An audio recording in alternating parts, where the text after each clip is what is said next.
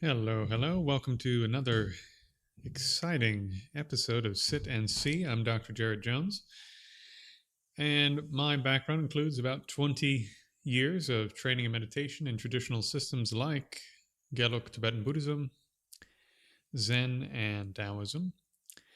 And I'm on a mission in this series to teach everyday people living real lives how to train in meditation in a real and legitimate way.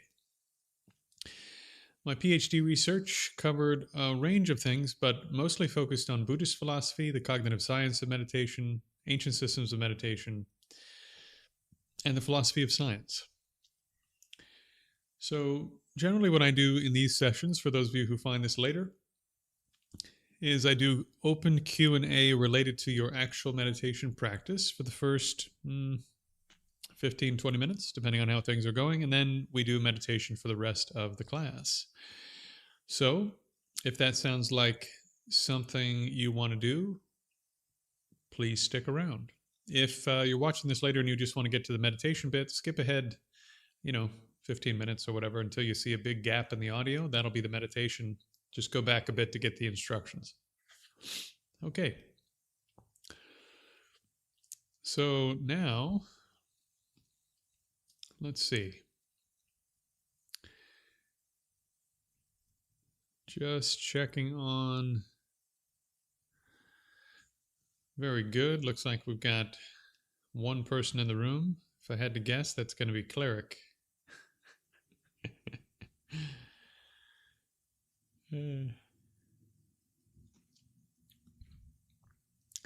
So while I'm waiting, hello, good evening.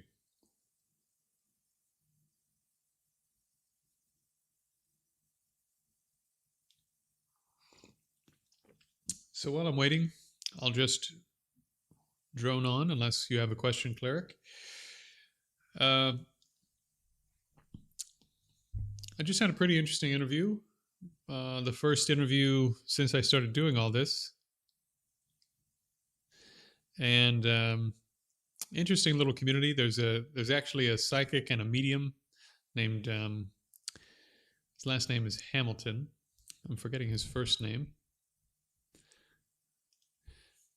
And for those of you who know me, I'm not particularly into spiritualism or mediumship or that sort of thing. But had an interesting conversation with him and his little community. He's going to post it somewhere in the next few days. And yeah, we got to talk about meditation, talk about Buddhist philosophy, talk about God. A lot of interesting ground. Covered a lot of interesting ground. We also got to talk a little bit about doing, non-doing, and Zen practice, which I don't talk very much about and don't talk about in much depth, even though it was the main thing that I studied for years with my teacher, my main teacher, Craig Hamilton Parker, for those of you who know him.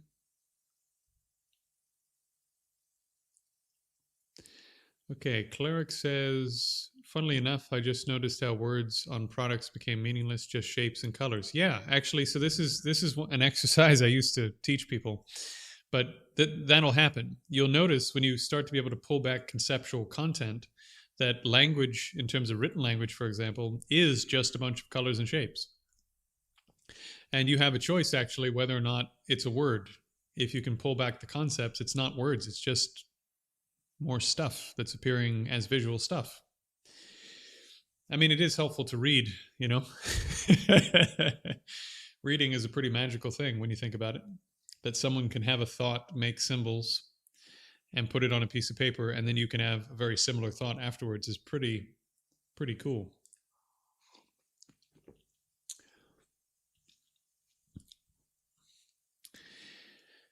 Yeah.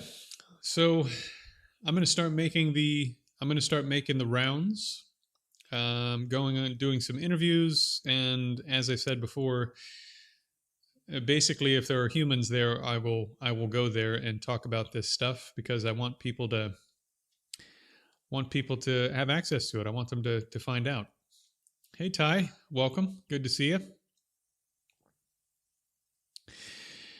Yeah, and for members, I know I said I'm not going to put any training stuff behind paywalls, but This isn't really a paywall for training stuff. I'm thinking I might do some movie screenings, like I said in the Discord. I thought it might be interesting to look at some films that, they're going to be copyrighted, so I can't have it up on YouTube or anything.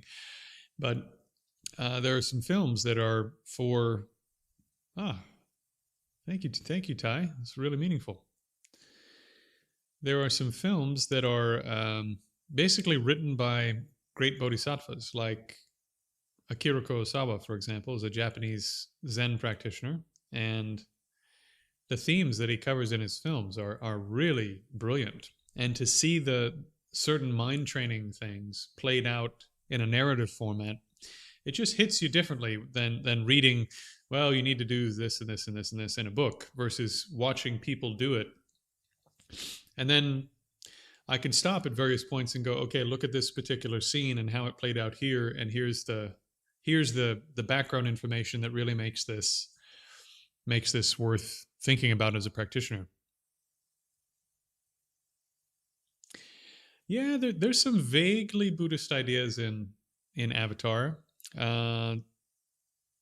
It's sort of very vaguely there.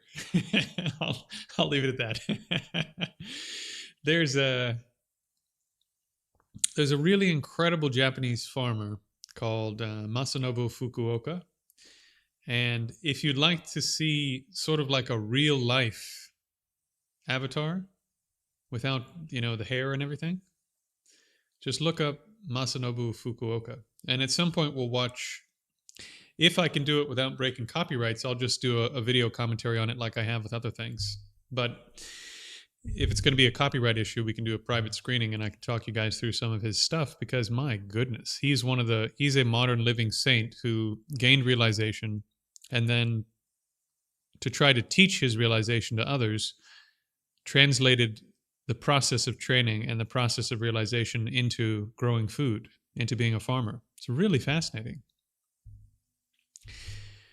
I learned a lot from reading his work. Yeah, it'd be interesting to watch Journey to the West. It's just long. And I haven't found a version that's not hokey,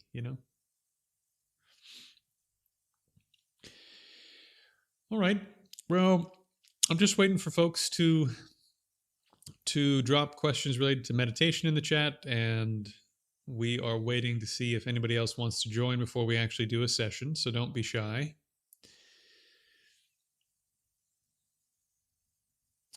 And some of you can see there that Ty put a donation in the chat. I teach all of this stuff for free. In order to teach it for free, a few people from the community do need to donate so that I'm able to teach everyone else for free, if that makes sense. I had a long conversation, for those who are interested, last night with my teacher about money and the money side of all of this, and I was pleased to hear him say that he's happy with the way that I'm handling the financial side of all of this. Because it is, as I said on live the other night, it is sort of a thing where you're going, okay, if you genuinely believe there's infinite past lives where all of these beings who you deeply care about have experienced infinite suffering, and for like a brief window, for one lifetime, we've come together, and you have the potential to maybe start getting out of this, how in the living hell could you say, well, yeah, I'm happy to get you out of this if you can give me $5? No, I'm not going to tell you anything. No. Give me the money first. I mean, it's like, it's absolutely absurd to think about that kind of thing. So, I mean, if you genuinely train in loving kindness, compassion, these sorts of things, it's just unfathomable to you. It's unimaginable to you to ask people to provide something in order to get this information. So I don't charge for anything, but in order to continue keeping the lights on, upgrading the setup, blah, blah, blah, I do have to have contributors that make that possible. So if you are watching the content, you're getting stuff out of it, you're coming to the classes, consider making a donation. Either through YouTube is okay, but they take 30%. if you did my GoFundMe or Venmo, you could, on GoFundMe, you can slide the slider down and 100% goes to me. Or on Venmo, obviously, it all goes to me. Pretty soon, I'm going to put my PayPal down there as well, and I believe the fees are nominal on PayPal. So, yeah, however you'd like to chip in, very much appreciated, because it makes it possible for me to do it for everyone else, and makes it possible for me to do it for you as well. Okay. Zen and the Art of Motorcycle Maintenance. I haven't read that book, believe it or not. I have read Zen and the Art of Archery. Zen and the Art of Archery is really fantastic. It's one of the first books my teacher recommended that I read.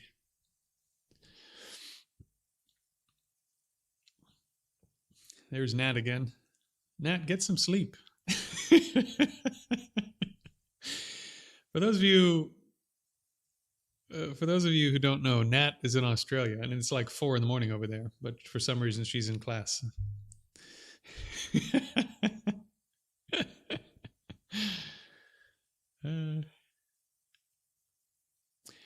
All right, friends. Well, if you don't have questions about meditation, then we'll get started a little bit early and maybe go a bit deeper today.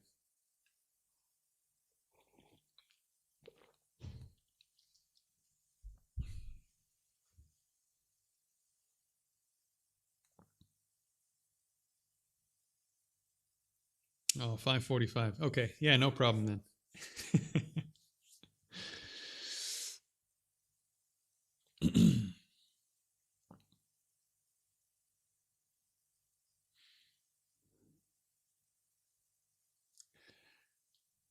Just to work out this particular muscle, why don't we do a little micro exercise? This isn't official. This is just to work on a particular skill. So just relax your mind without doing anything in particular. And then as soon as I say begin, place 100% of your being, as we normally do, on the breath. And then just keep it there for a few seconds and then stop. All right? So 3, 2, 1, begin. Okay, let it go. 3, 2, 1, begin.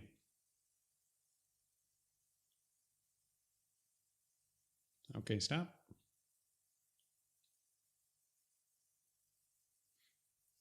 Pull your mind back off the breath. Just let it go wherever it's going to go. 3, 2, 1, begin.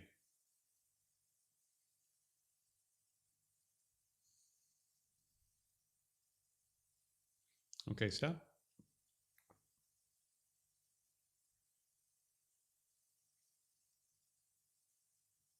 Three, two, one, begin.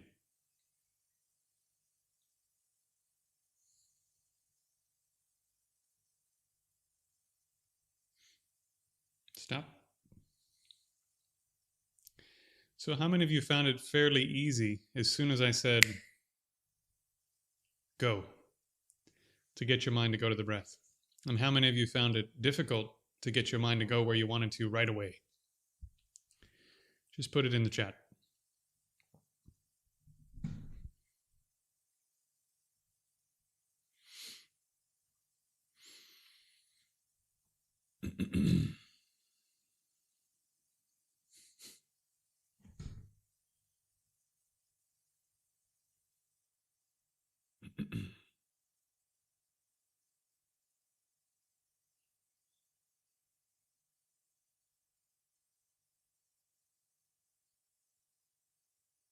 Good.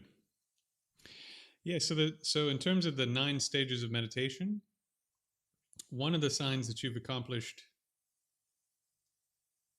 yeah, it's not going to be 100%, because if you can feel your body and you know that you if your vision is there, and basically if anything but that patch of skin exists in the entire universe for you, then some portion of your attention isn't there, right? But if you can pool a lot of your attention in a short period of time, this is a good sign that you've accomplished the first stage of meditation. So well done, right?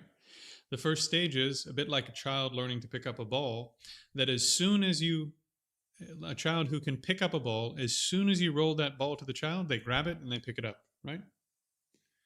So, in the same way, the first stage of meditation is that as soon as you tell your mind, okay, we're doing this now, bang, it goes there right away. So, this is one of those muscles that you work out, which, by the way, is why we start our sessions like this: 3, 2, 1, begin, go, right?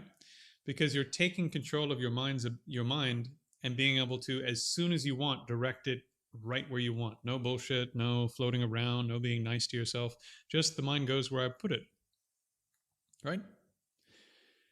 If you can't get your mind to go where you want, how are you ever going to realize the nature of your consciousness? And Natty was there tonight, but to exist in a state of doing non-doing, abiding in the nature of your consciousness during ordinary activity, if you can't even make your mind go where you want to in a conventional sense, it's not possible.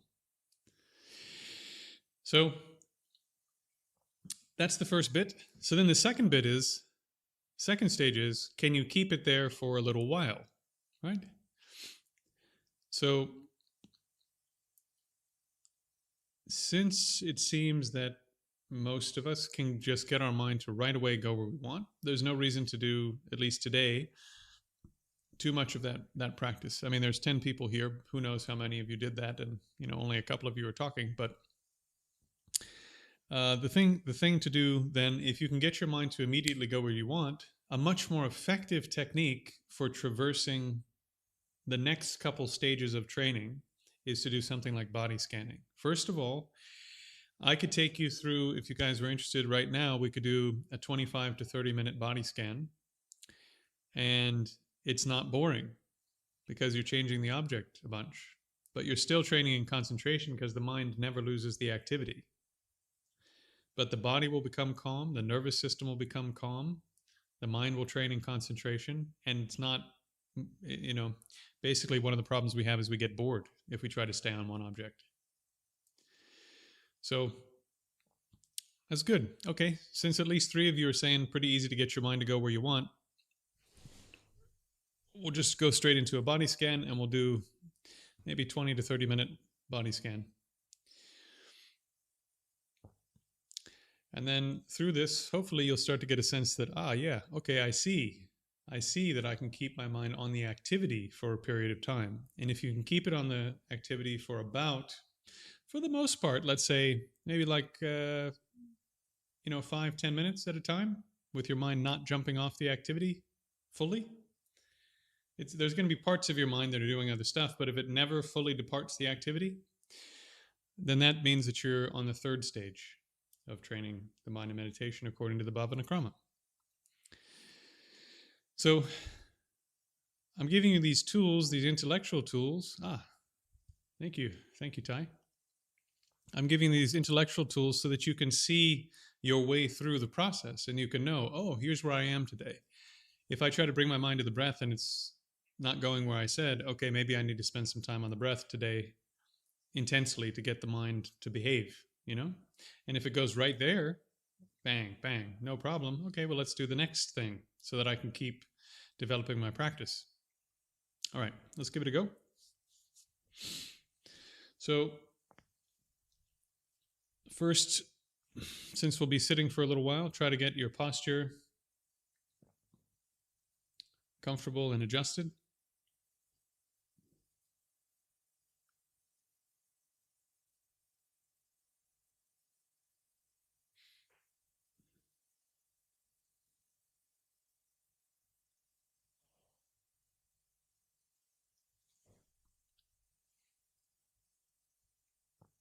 Okay. Place your hands somewhere they won't be distracting. It's not super important at this stage of the game.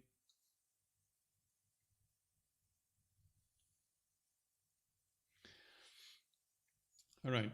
So just as we did with the breath, a little bit less intensity than with the breath, but still sharp. Bring the mind to the left big toe, the second toe, third, fourth,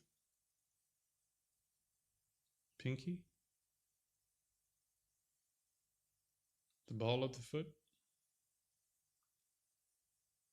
top of the foot, arch of the foot, heel,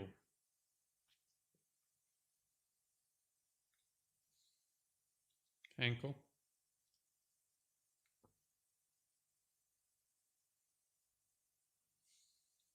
mentally divide your calf into 5 pieces. It doesn't have to be precise, just roughly. First piece, second, third, fourth, and fifth. Bring the mind into the knee.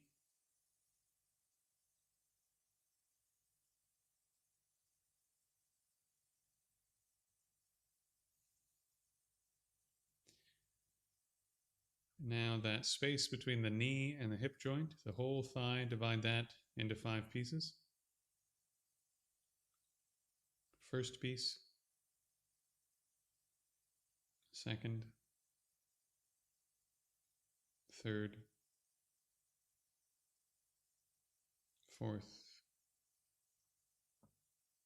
and fifth.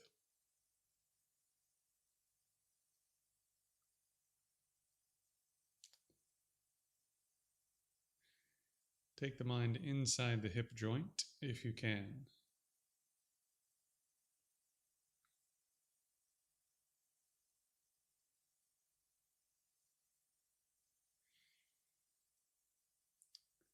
Move to your right big toe, second toe, third, fourth, pinky,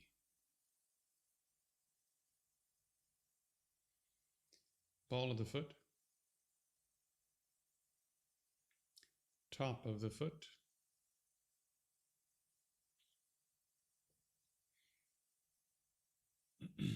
arch, heel,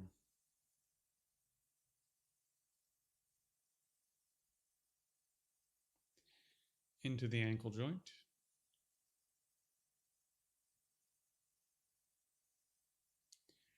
divide the right calf into 5 pieces.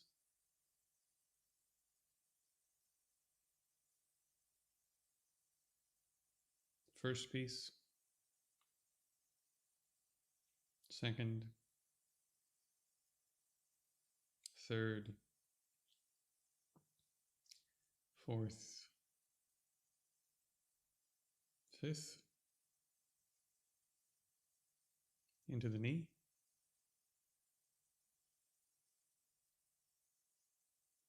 divide the right thigh into 5 pieces. 1, 2, 3, 4, 5, into the joint.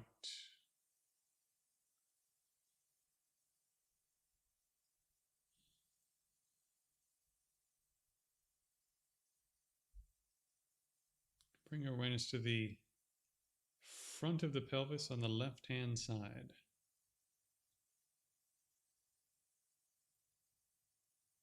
Right-hand side.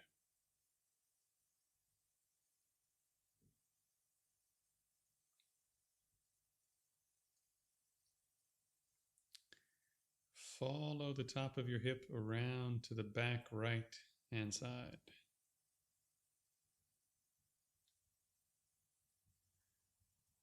Follow the top of the hip around to the left-hand side in the back.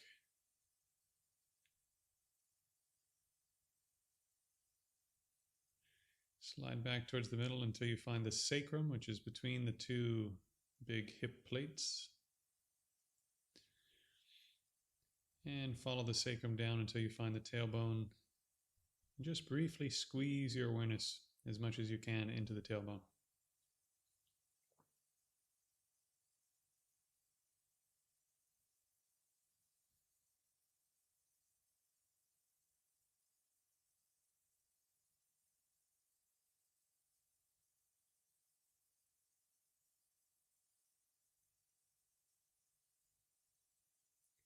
Slide forward to the anus, perineum,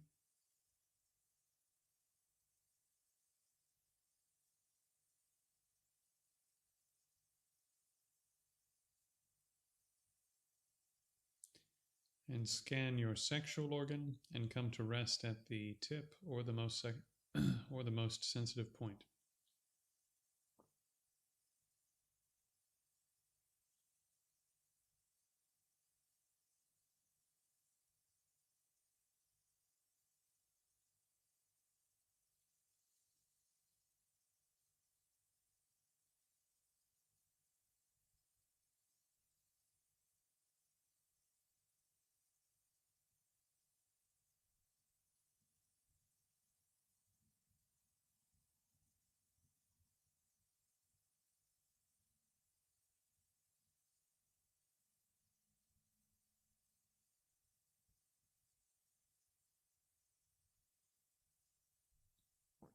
Trace your way backwards now, back underneath the pelvis, back to the tailbone. Feel your way up the sacrum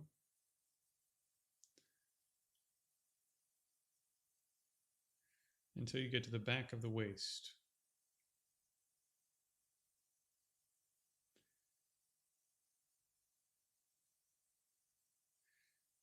Now, as best you can, feel the center of the waist region in the back, meaning where your spine is, running through the back of the waist.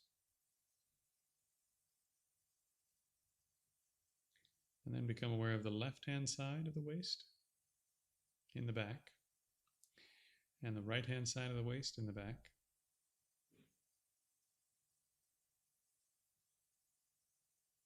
And then shift your attention around to the front right side and the front left side.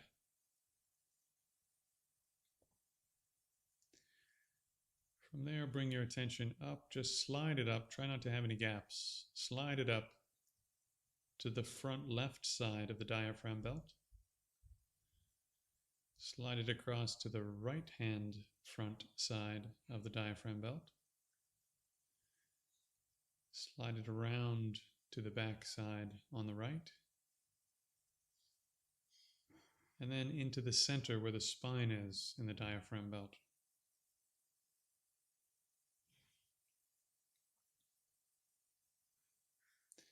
Slide it around and get the final portion, the left side in the back.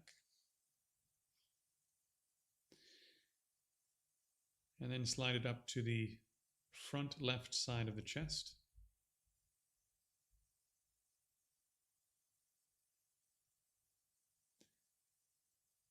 With a bit of care, try to stay on the chest only and ignoring all of the parts of the left-hand shoulder.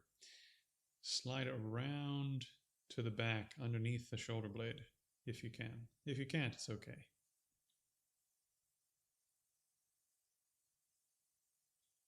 Slide to the center, where the spine is.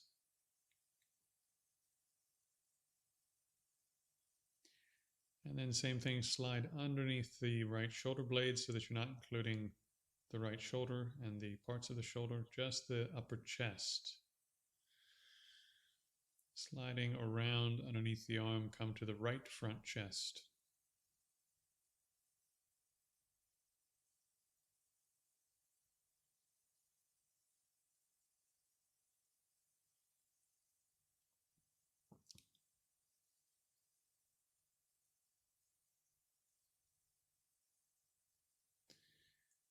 Now bring your awareness up and across to the left top shoulder,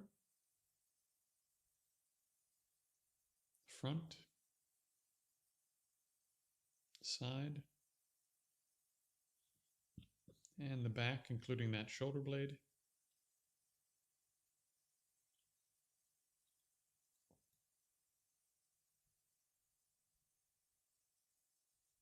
And then underneath the arm.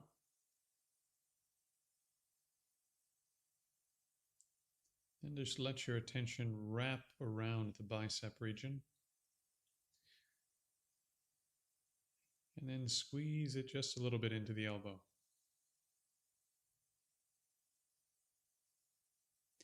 Let it expand back out again to fill the forearm.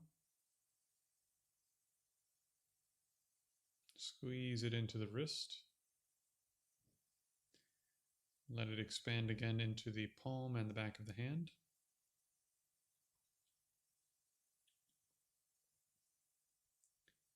For each finger, you're going to follow this pattern. You're going to find the first joint, then the first bone, second joint, second bone, third joint, and then the tip bone. So your thumb, pointer, middle,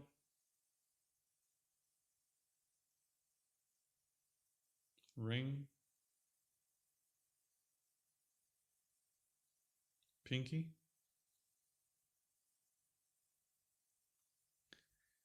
from that pinky, slide back up the left arm over to the top of the right shoulder.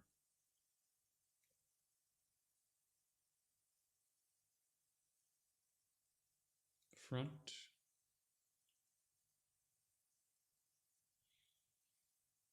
side,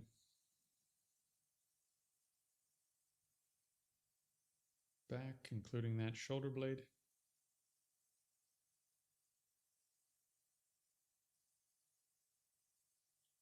And then the armpit.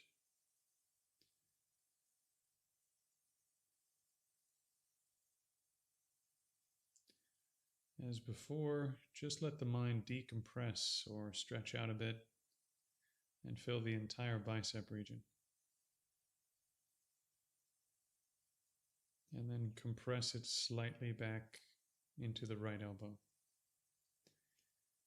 Let it stretch back out into the forearm and compress back into the right wrist. Stretch out slightly the whole palm and back of hand. And then do the fingers as before. So thumb, pointer,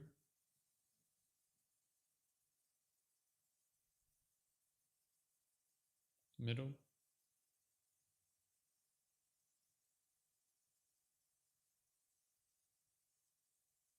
ring,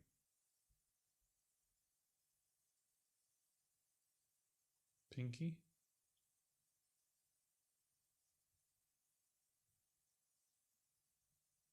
now from the tip of the pinky, slide back up the arm to the lower third of the neck. Begin in the front of the lower third. So that's going to be underneath the collarbones and the very front of the neck, the nape of the neck.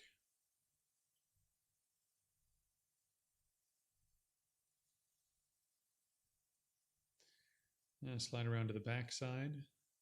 And when I say the lower third in the back, I mean all of that connective tissue that connects the neck to the upper spine and to the top of the shoulders. Just become aware of that half of a cone running off the back of the neck.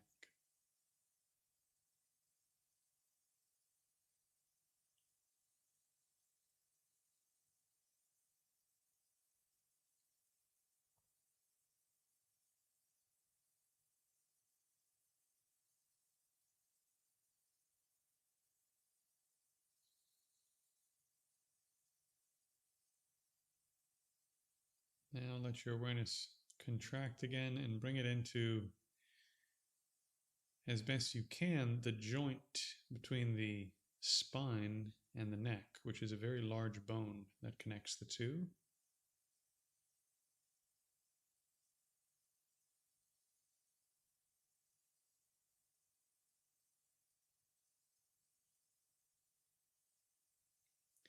Travel up the vertebra to the second third of the neck, and then let the mind spread out into the second third of the neck.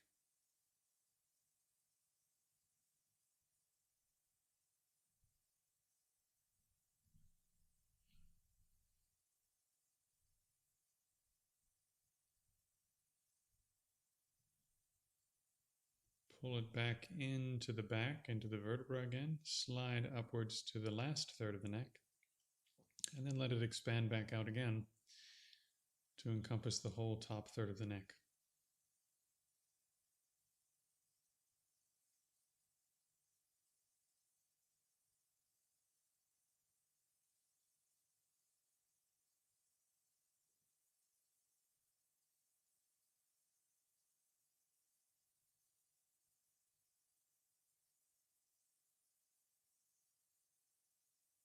And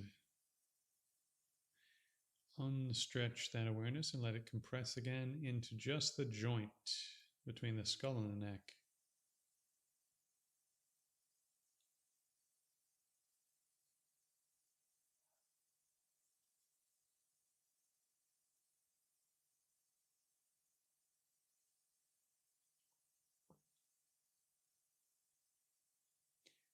Now, before we move on to the skull, I want you to take your awareness and just run it down the whole spine slowly.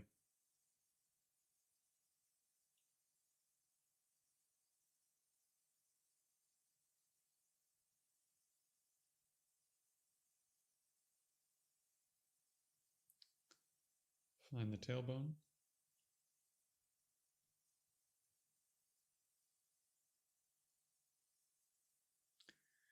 And run the awareness up the spine slowly again until you hit that joint.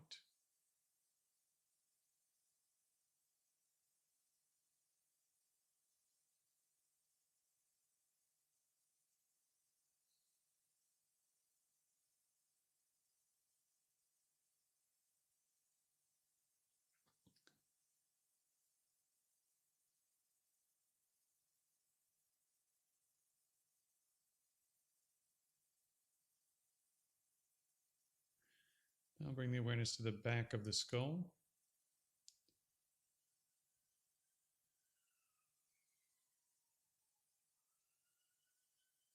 Left hand side. Right hand side.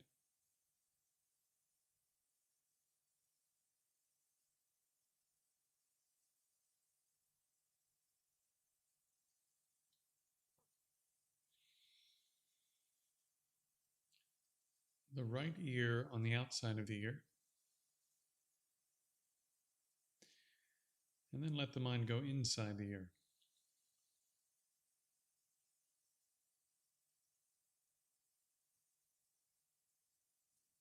Come out of the ear back to the surface. Slide around the back of the skull to the left ear.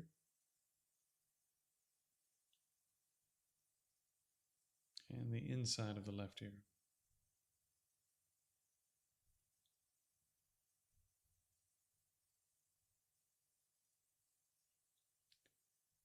And come back out of the left ear and slide around to the forehead.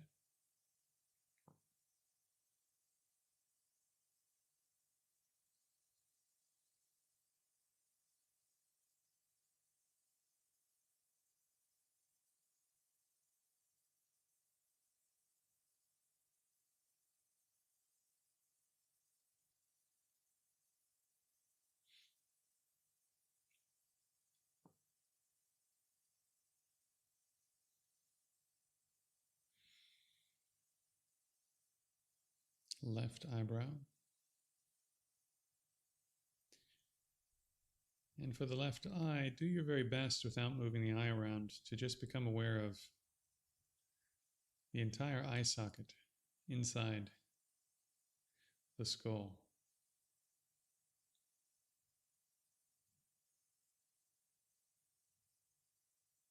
And slide out of there, go across to the right eyebrow.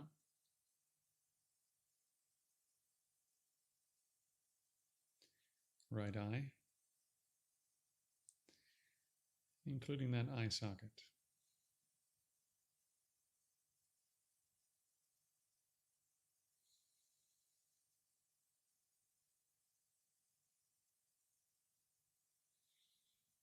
And slide back out of there to the nose, just on the right-hand side, outside of the nose.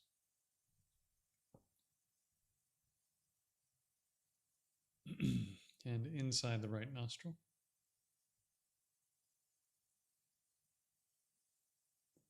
Bring your awareness out of there to the left side of the nose on the outside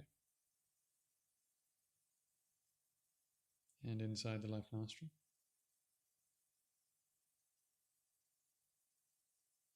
Let your awareness come out of the nostril and go to the left cheek and just let it spread out to the temple and the whole left side of the cheek, but not the lips.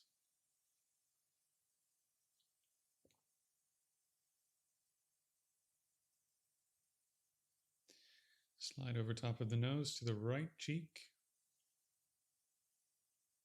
and temple.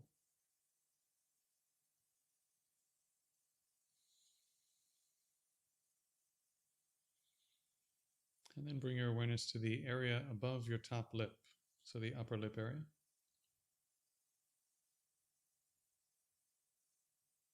And then the area below your bottom lip, the lower lip area, and your chin.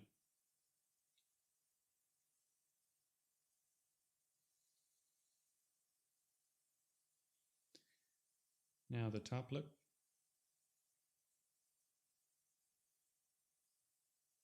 bottom lip,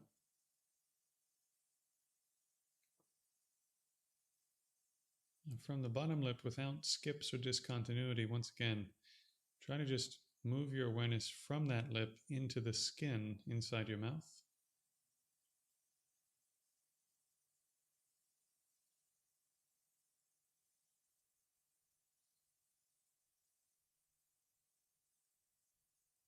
Same thing, without discontinuity, try to pool that awareness in one of your back teeth, on the top or bottom, doesn't matter to me. Start at one of the back teeth and work your way around until you've gotten your awareness into each tooth.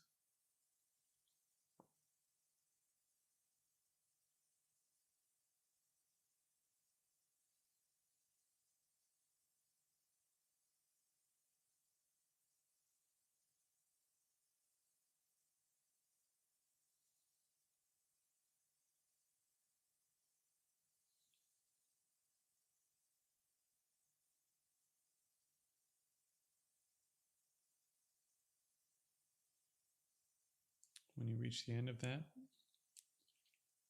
same thing if you haven't already, go to the bottom teeth or the upper teeth, find one of the back teeth and work your way around.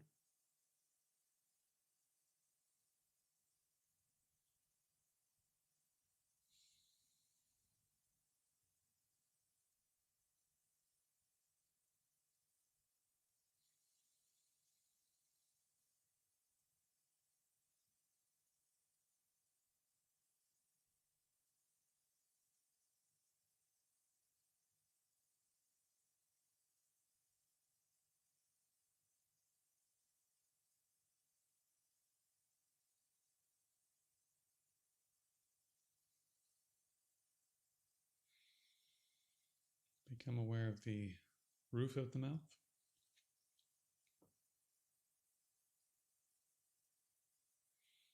Underneath the tongue.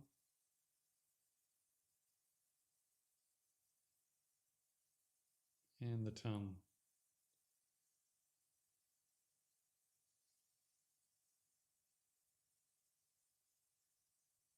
Starting from the tip, pull your awareness in the tip of the tongue and then slide back until you reach the throat.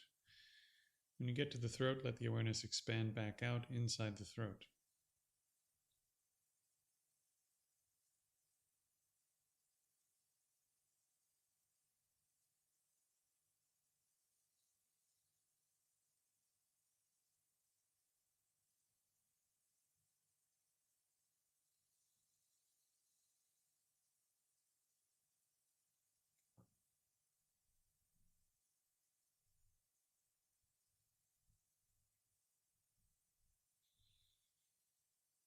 From the inside of the throat, rather than coming out of the skull, slide your awareness straight up through the skull to the top of the head.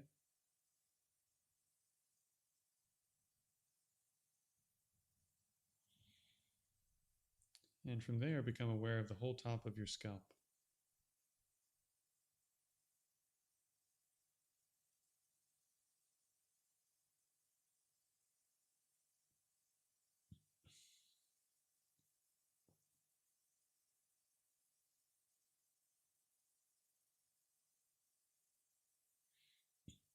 Now, at this point, you might find that there's an area of the scalp where you feel movement or some kind of sensation.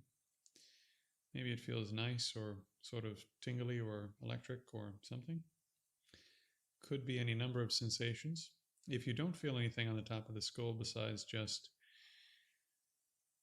the ordinary sensations of your scalp, then just place your awareness on the back third of your scalp.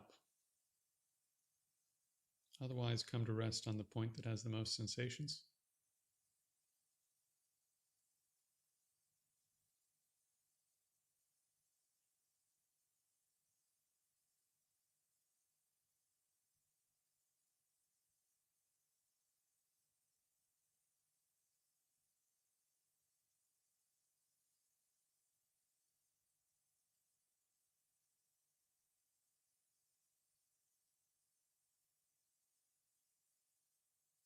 From that point, stretch your awareness down to the left hand. Become aware of the palm, fingers, fingertips, nail beds,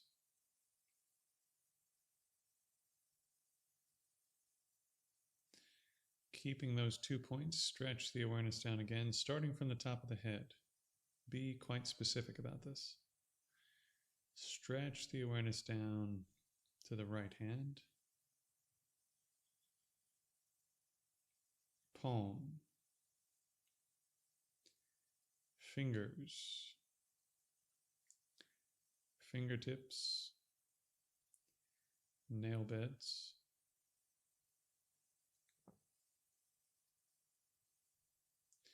maintaining those 3 points. Once again, sort of 70-30 or 60-40. Bring your attention back to the top of the head without losing the hands.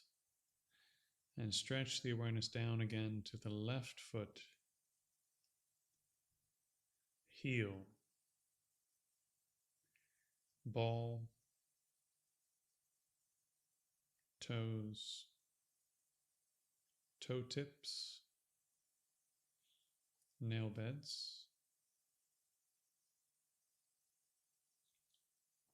Holding those 4 points again, bring 60 or 70% of the awareness back to the top of the head without losing the other points. And stretch the awareness down one more time to the right foot, heel,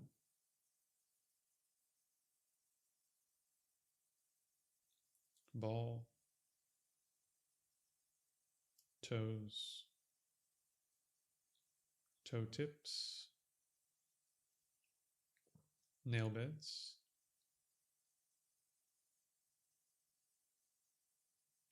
Now try as best you can to not have a focal point in your awareness, and instead to let the mind just hold those 5 points.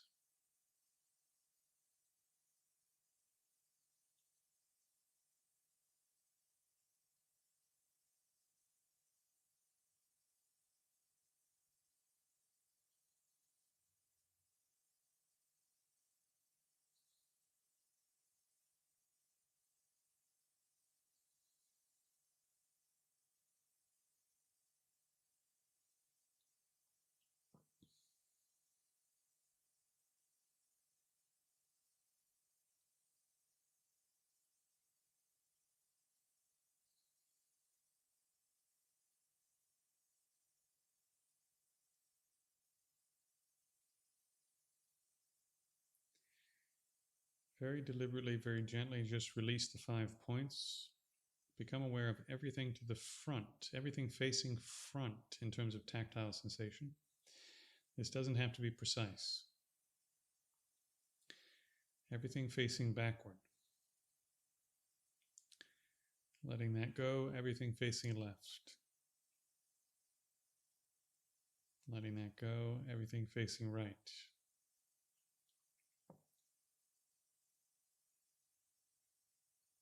Letting that go, everything facing up. Letting that go, everything facing down.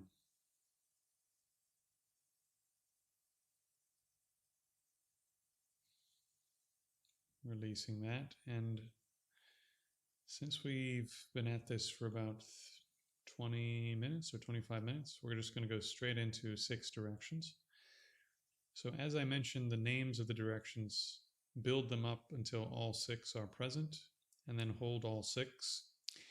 If that's too hard, then ignore up and down and just do the first 4. Front, back, left, right, up, down. Hold 6 directions.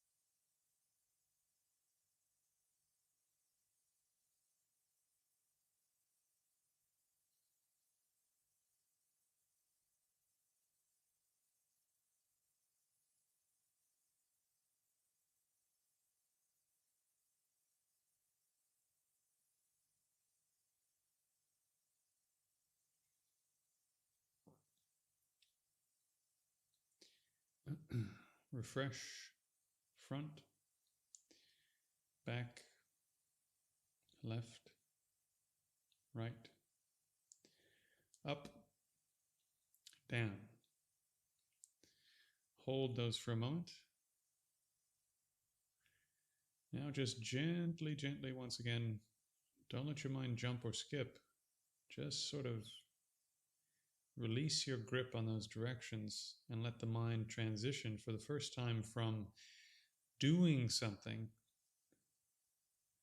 into just existing in its natural condition. Your tactile awareness, your sense of feeling stuff as the body is natural. You don't have to do something for that to be there. The mind gives rise to an experience and it knows the experience. This is what it is. This is how it exists. So when you transition to this type of meditation, you're transitioning from holding objects to existing as the subject. So do your best. It's a little bit harder, but just relax the awareness and try not to do anything at all. Be like a mirror that is reflecting everything that appears in the tactile sphere of awareness.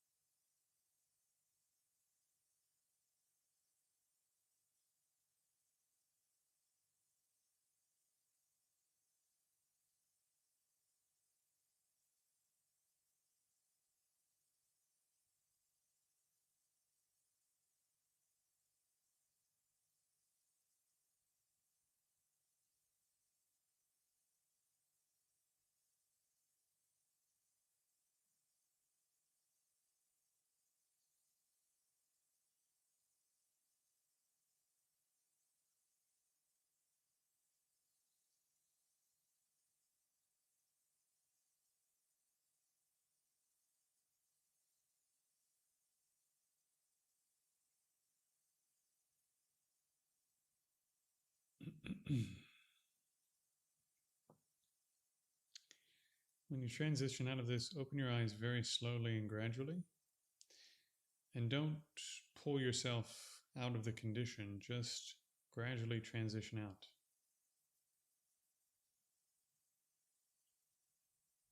and watch your mind as it transitions back to ordinary activity.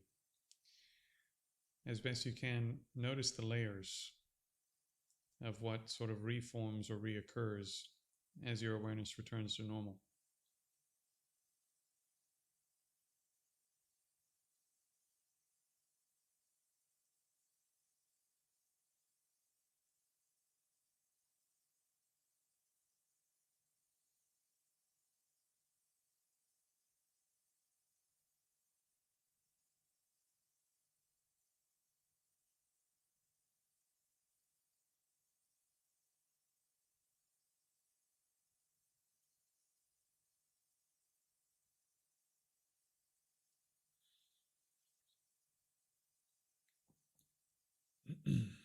Okay. Same thing if you want to get a little more benefit out of the session. When you get to moving again, start slowly so that you get a little bit of a feeling of taking some of what you've just done and trying it on for size as you move around and do stuff. It'll be easier if you do that slowly at first. Not because you want to look like some exceptional spiritual being who's floating around and moving slowly and staring off into the distance. Oh. But because it'll help if you move a little more slowly, and you can pay more attention to what's different. Why is the condition like this? Why does my system feel the way that it does? What is it that isn't here that's normally here?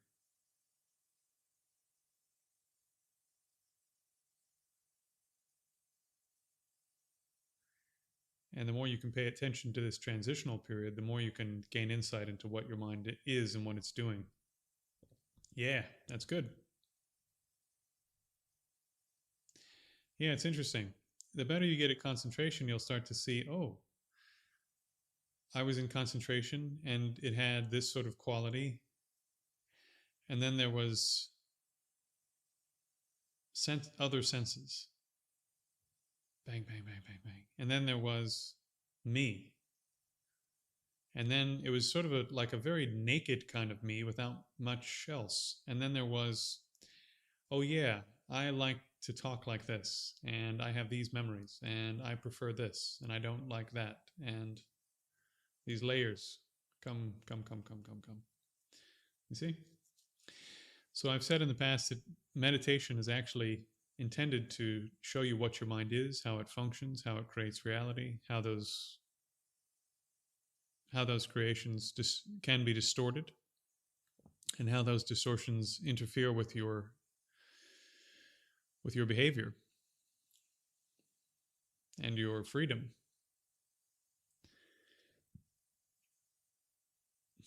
No, I mean, it takes time. But you'll see more as you get better. You know, I've been at this for a couple weeks, so.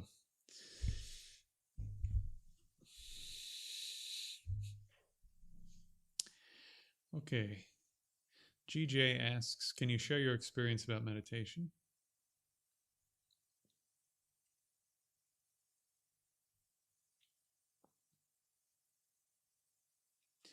So, GJ, are you still here?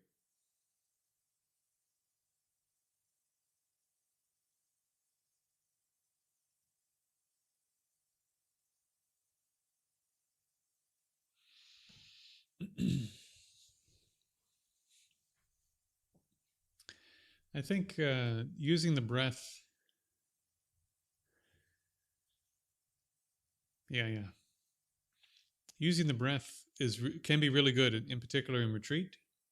But I find that, and it even says in the classical text, it's not very good for certain aspects of training and meditation. For example, it's not very good for making your mind lucid and awake and fresh.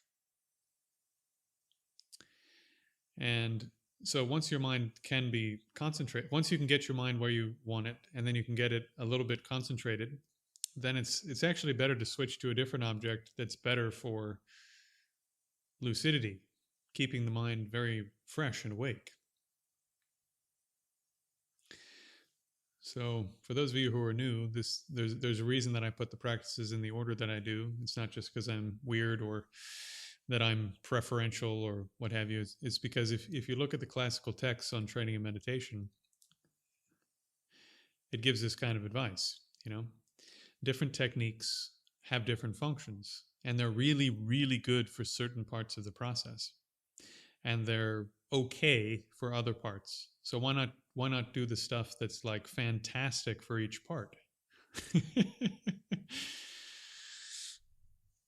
I think GJ may have left, but in terms of training in with the breath,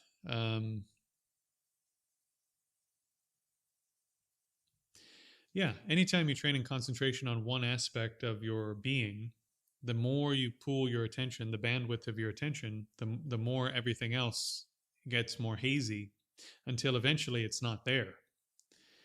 Not that it's actually disappeared or something, it's there physically, but your mind only has a certain amount of uh, a certain amount of Wi-Fi to give to each of the experiences you're having. And if it runs out of internet connection for some part of your experience, then that part stops for a period of time, and all your bandwidth is focused now on this part over here. And that's quite easy to explain in words, but then when it happens to you, then you start to need religion to explain how the hell am I going to live my life now that I've had this kind of experience.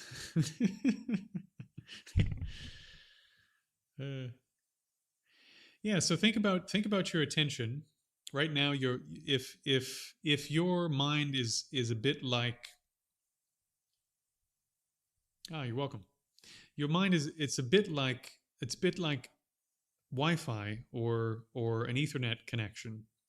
So if you're streaming an HD video and then you're trying to use your phone at the same time and blah blah blah blah, and you have all these devices hooked up to it, somewhere something is going to start lagging or get pixelated or whatever if you put enough stuff on that one connection, right? Because there's only a certain amount of bandwidth for this to go on. So likewise, your vision, for example, takes up a certain amount of your attentional bandwidth. And if you grab all of your bandwidth and pull it into the breath, the vision will disappear. It'll just turn off. That's okay, Dylan. Don't worry. I'll get to everybody. In the same way, if you pull it in hearing, then the other everything else will turn off. Or if you pull it in on the breath, then everything else eventually, with enough concentration, will turn off. So this is just a normal part of the training process. It's just something that happens. Yeah, and the better you get at that, the more interesting things start to happen.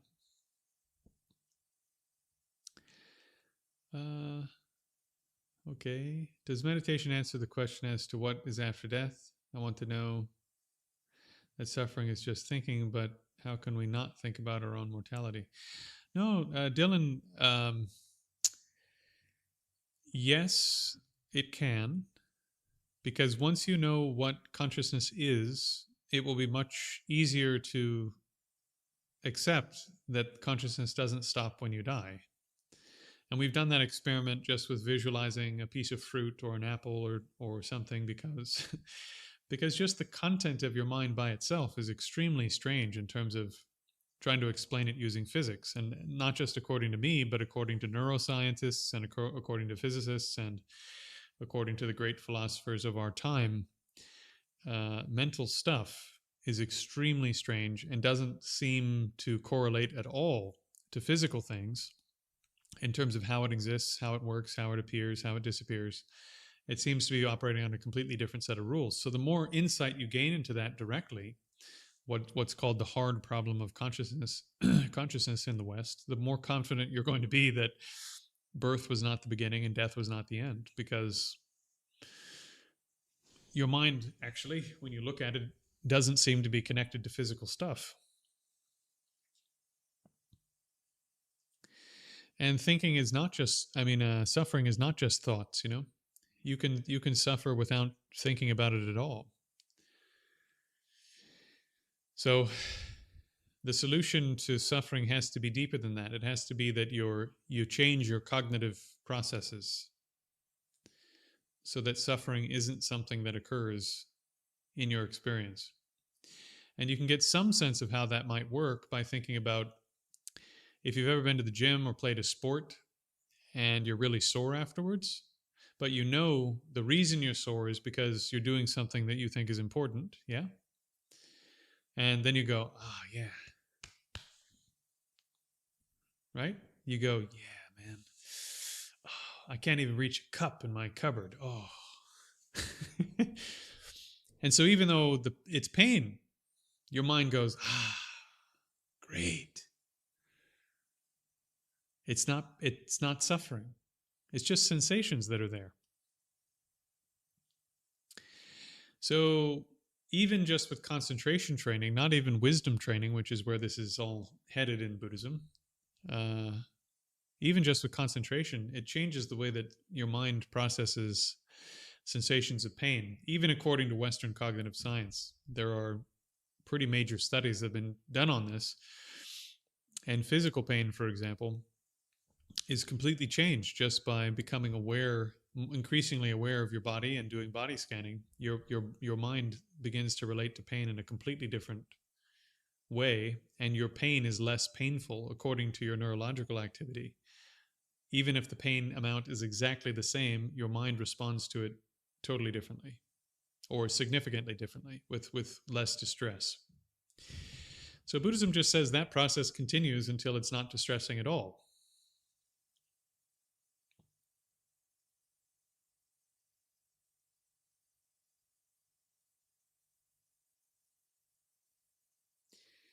How do we understand the paradox of having no control over our thoughts yet?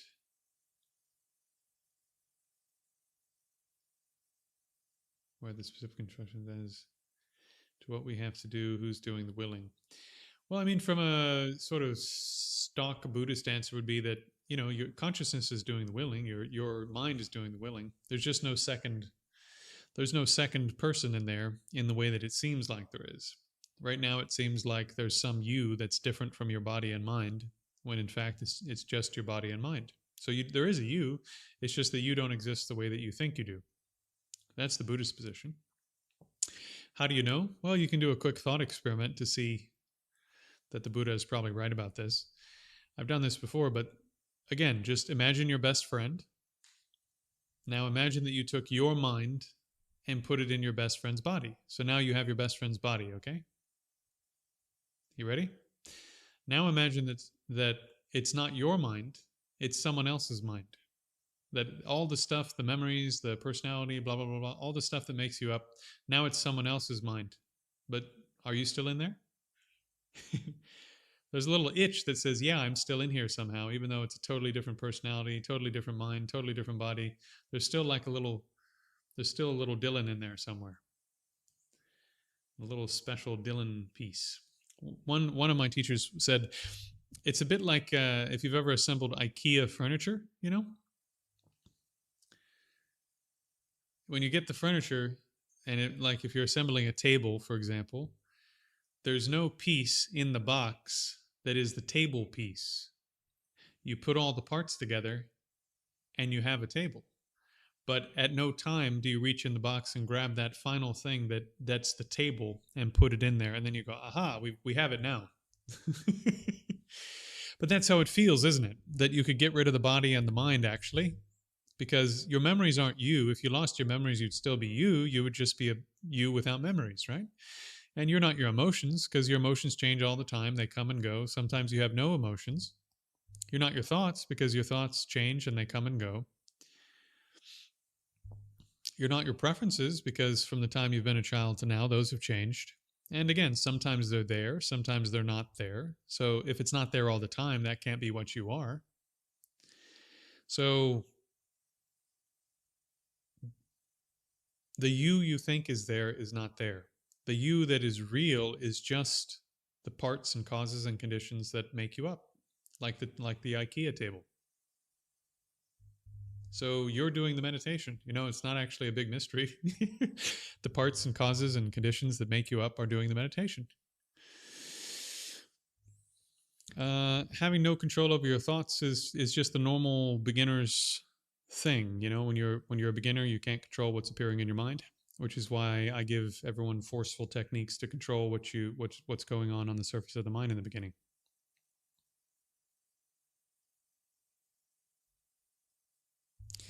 So I haven't studied the jhana system in great detail because and when you follow the Kamalashila's system for this, basically all you do is try to attain, I think the equivalent is the second or third jhana. And you don't even really need to understand it as jhana. You just need to keep going with practices that have to do with concentration until bliss is so intense that you could sit for a week if you wanted to. And then with that mind's powerful enough to do the other practices in the system. So it's they sort of just avoid talking about all the jhana states and describe it in a different way that's a little bit more straightforward, in my view. But my understanding of the jhana systems is that the first jhana is basically just that all your thoughts, that you can actually get all of your thinking to the activity. So you're still thinking a whole bunch and you're still conceptualizing a whole bunch, but all of your sort of mental activity, or most of it at least, is directed at the activity you're trying to do for the first time. Then once you do that for a while and it becomes easier and easier and easier, bliss starts to build up in the system. So while you're concentrated on the breath, now bliss is arising in the body and mind. And then at some point, you notice that if you spend too much time in this blissful feeling, it actually makes the mind less stable. It's really enjoyable in the beginning, but it actually makes the mind less stable. So you continue resting in this condition, holding the mind on the breath, for example. I don't think the breath is great for this, by the way, but holding the mind on the breath, for example, until that blissful feeling sort of becomes really subtle and isn't disturbing to the mind anymore. And then you carry on from there. I can't remember the stages, but basically similar thing is being described in Kamalashila's model, which then moves into Tibet. It's just a different way of talking about it. And I find that way of talking about it that's in that model, in Kamalashila's model, to be a little bit more straightforward.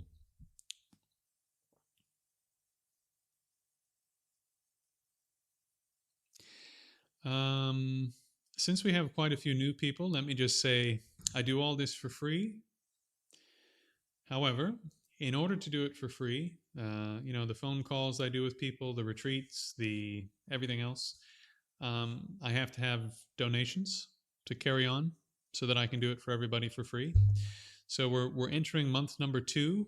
Did okay in month number 1, especially since I was basically going from nothing to where we are now. But virtually everything that came in from month number 1, I put into upgrading stuff, which is why we have lighting and a microphone and a computer that works and all this stuff. So if this stuff is valuable to you guys, please do click one of the links down below, contribute whatever you can, even if it's just a few bucks. On GoFundMe, slide the slider down so that it all goes to me, or send me a Venmo. If you'd like to become a member on YouTube, you definitely can, but bear in mind that YouTube keeps about 30% of that. So if you wanted it all to go to me, a better thing to do is Venmo or GoFundMe. In any case, if I can get enough donations to carry on doing this for the next 50 years until I'm dead, this is what I'm going to do. But it does require, unfortunately, some money to keep the lights on and feed the dog and and that sort of thing. So if you would all like this to carry on, I do need got quite a ways to go for month number 2 just to keep this thing running and to recover the costs from upgrading everything so I can do this a little bit better for you guys. So please do chip in if you are able, and then I'll be able to carry on doing this for free for everybody. Okay. Earth Wombat. What do you focus on instead of the breath to keep the mind more lucid? Body scanning. One of the antidotes to having a mind that gets too sleepy is an analytic object of meditation. However, I find that quite a few people, if they do body scanning, it's so effective at making the mind calm that even though it's an analytic object where you're changing objects basically and running through a long process, Even though you're doing that, still your mind tends to fall asleep. And this is actually a good sign. So there's a bunch of good signs that don't sound like good signs. For example, when you do intensive breath meditation, the first sign that you're making progress is that your mind seems to go nuts. It seems more distracted than it's ever been in your life. That's the sign you've actually found the object for the first time. And maybe you've been able to keep it there for a short period of time. And you notice how crappy you are doing that. So that's really good sign. Next thing is maybe you do body scanning for a while and then you start to get tired and you start nodding off on the cushion and you go, what the hell's going on? I thought I was meditating. What happens is your attentional bandwidth, right, is part of it is scanning the body. And for a while that's really engaging. And then the mind starts to calm down and you're scanning the body. And then another part of your mind gets distracted inwards towards the fact that the mind is really calm and nice. And so part of you is scanning the body and part of you is over here sinking inside the mind, distracted by the fact that the mind is more calm. And when that happens, more and more and more of the attention pulls towards the mind being calm. And this actually has a tendency to make the mind drowsy. And if it gets drowsy enough, you'll lose the object of focus and you'll fall asleep. So at this point, I then have people change to, as you know, standing meditation, which is going to keep you even more awake. Walking meditation, definitely keeping you awake. And then finally doing full body awareness, opening the visual gate, sound gate, smell gate, taste gate, consciousness gate, because these objects, at least in my experience, they have a tendency to keep you awake. You know, you're making each of your awarenesses extremely lucid, 8K, HD, 100% of your awareness focused on one aspect of your being. And so not only are you getting more insight into who and what you are by meditating on each of your consciousnesses, but it tends to overcome that next problem you have, which is that the mind sort of sinks inwards towards calmness.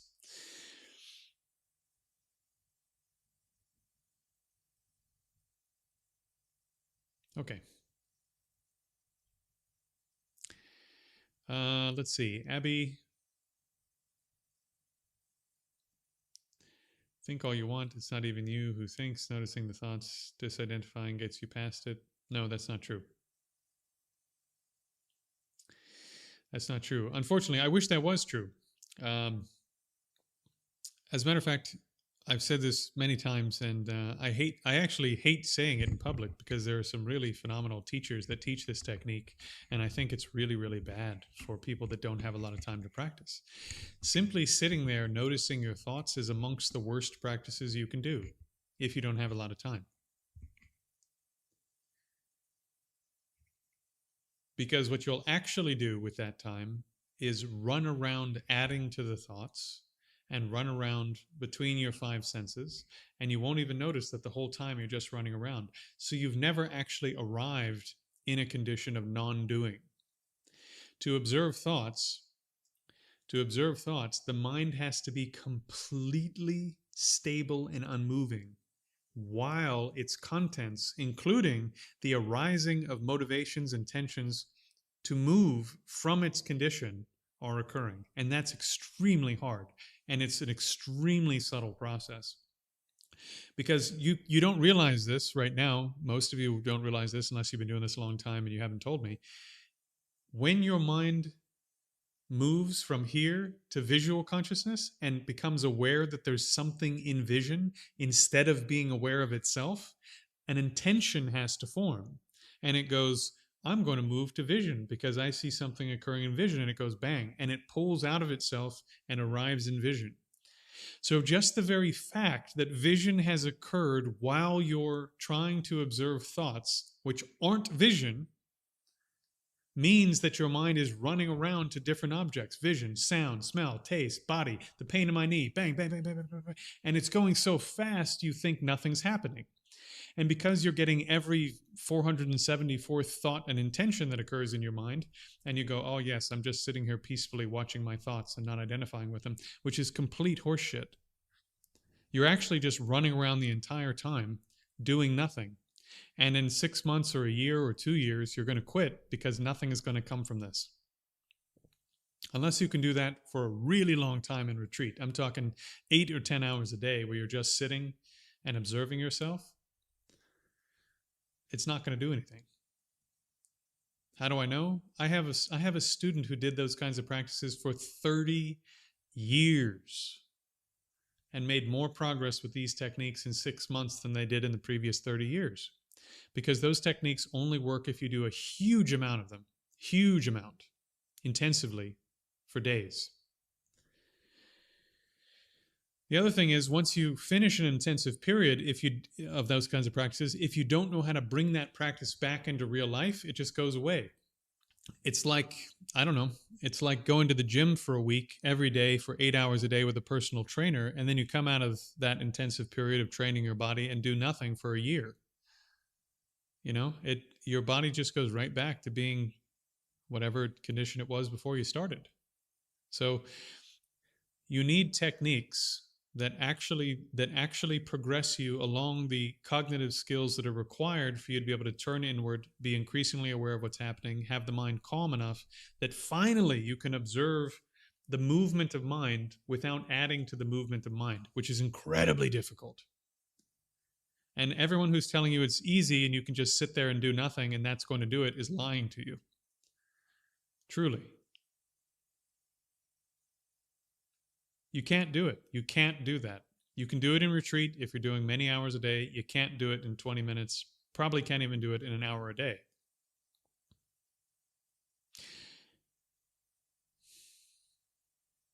And the fact of the matter is, I really, really, really want all of you to be able to do that from the bottom of my heart. And I don't want you to waste time with stuff that doesn't work.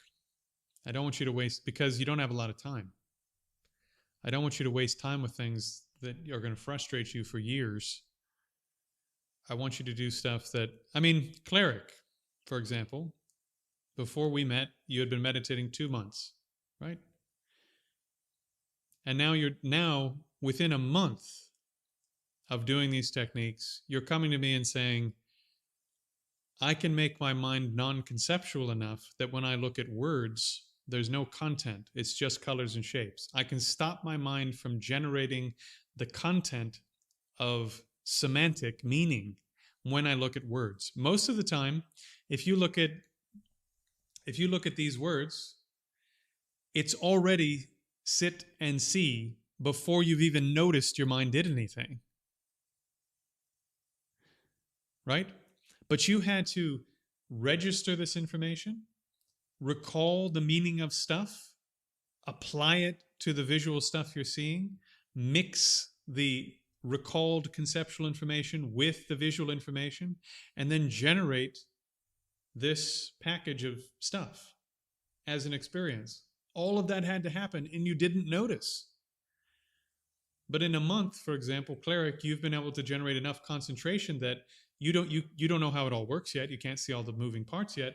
But with sufficient concentration, you can at least stop this from happening. So you know for a fact from your experience that the fact that these are words instead of just colors and shapes is something that you're doing.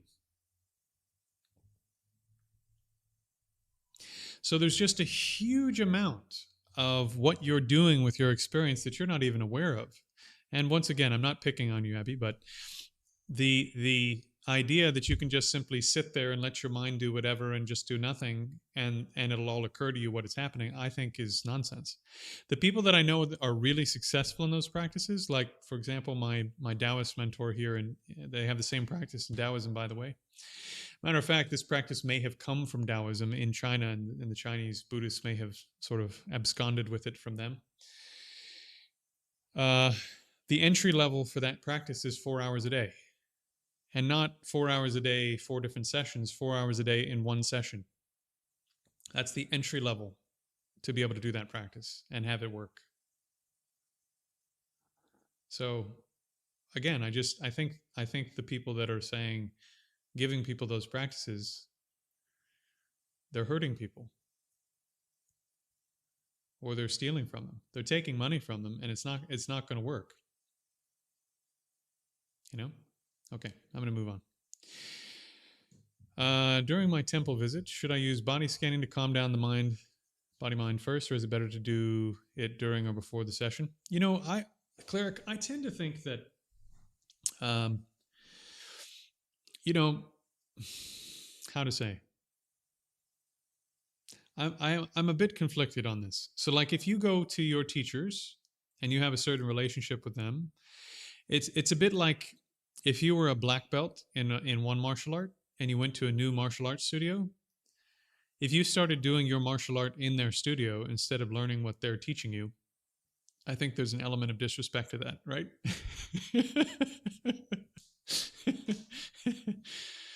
uh, and now at the same time, if you're sitting there, for example, and they want you to meditate for an hour on the practices they have you doing there, and your just mind is meant to simply just be resting on this thing that they have you focusing on, and you can't do it.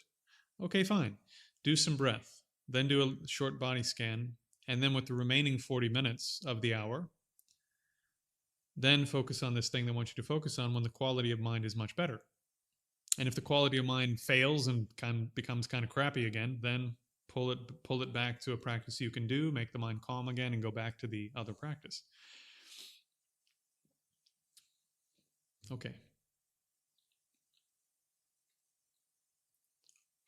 Ideal outcome is to sit for long periods and be content. Yeah, I mean, that's definitely part of the skill, that if you can keep your mind on one object, if you can keep the mind on one object, it is content.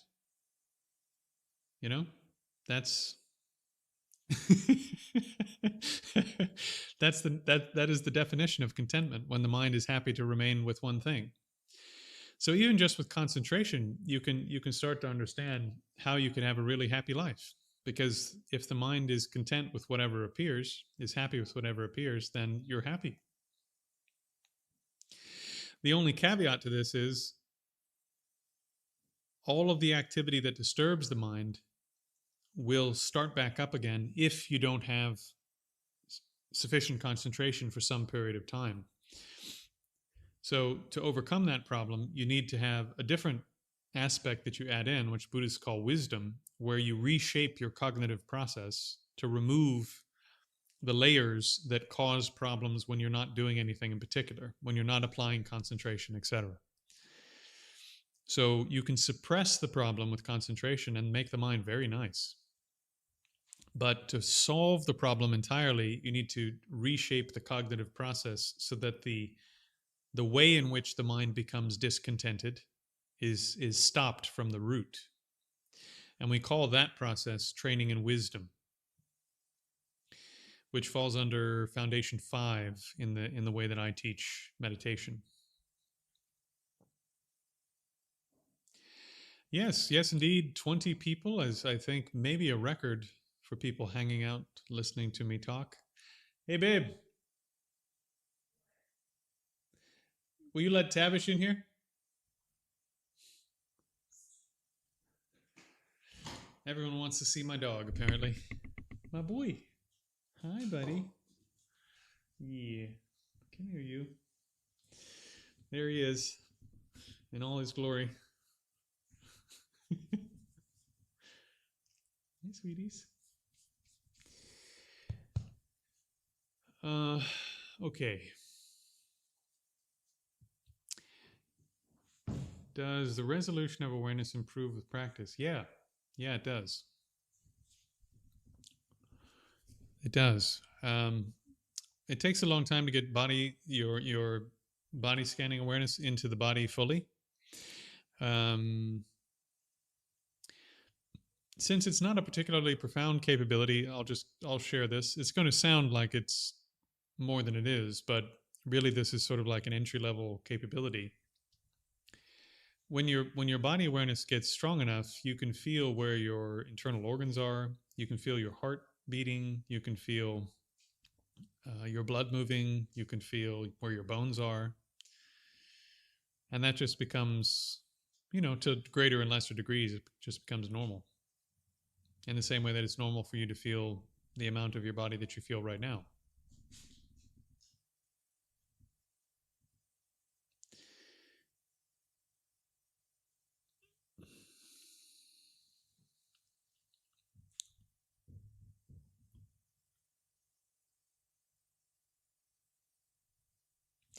Oats.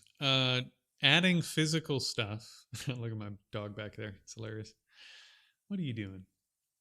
What are you doing? Um, Physical stuff's fantastic. Physical stuff is really fantastic for increasing your body awareness and improving your training overall. So give me 1 second to change this light so that it doesn't look like I'm being interrogated.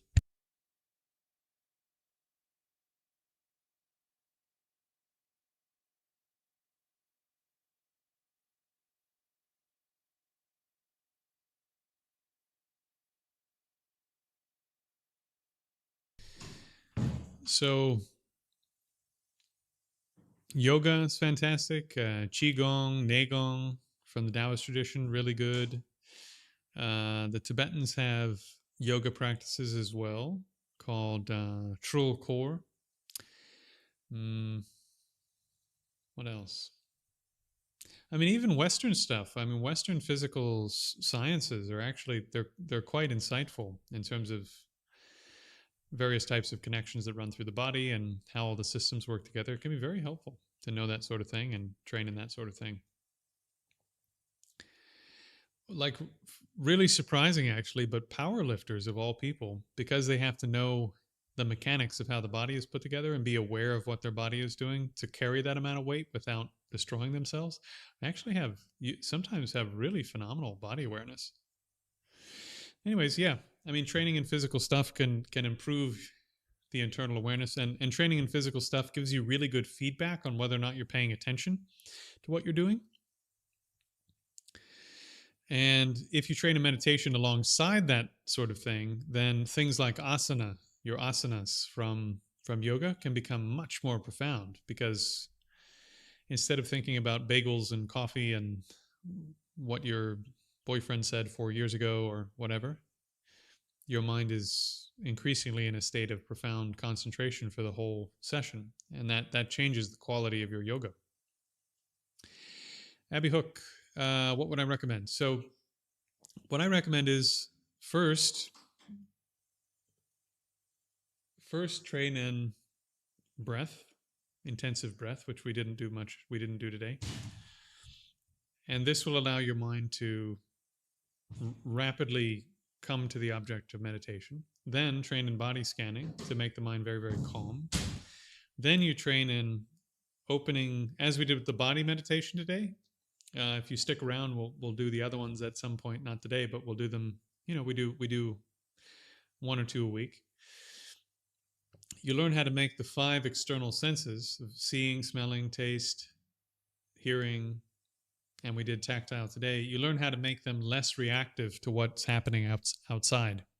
You make them like each of them like a mirror, so that it's just whatever occurs there is fine and doesn't pull the mind out into the world. Now, once the mind is not getting pulled out into the world because the 5 external senses are tame, now you know where we're going, right? What's left? Consciousness, the mind. So then you turn your attention, because you can't get consciousness directly right in the beginning unless you're kind of a special person.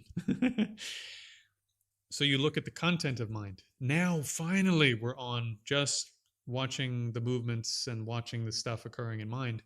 But because the external senses are less reactive and the mind is already way calmer than normal, the movements are slow enough that you can actually watch what's happening without getting pulled around as much. The mind is going to move a little bit with the movement of stuff that's happening, but you can still keep it on the activity without the mind completely flying all over the place. Now, finally, you can be aware of the flow of thoughts with a mind that's mostly unmoving. And then eventually you start getting gaps where there's movement and then there's nothing. Then there's movement and there's nothing. Then there's movement and nothing. And then at some point you go bang, and your mind becomes aware of itself without content and without the 5 external senses. Okay, now we're really in business, because we're looking at who and what you actually are. Consciousness, the 5 external senses. This is what makes up every single aspect of your experience, is these 6 components. So then you gain insight into who and what you actually are. Not because Buddha said so or I said so or whatever, but because you looked and you got to see what it's like. And then the last piece is what I call Foundation 5, rumination meditation. That becomes Vipassana eventually, full on sort of Buddhist Vipassana.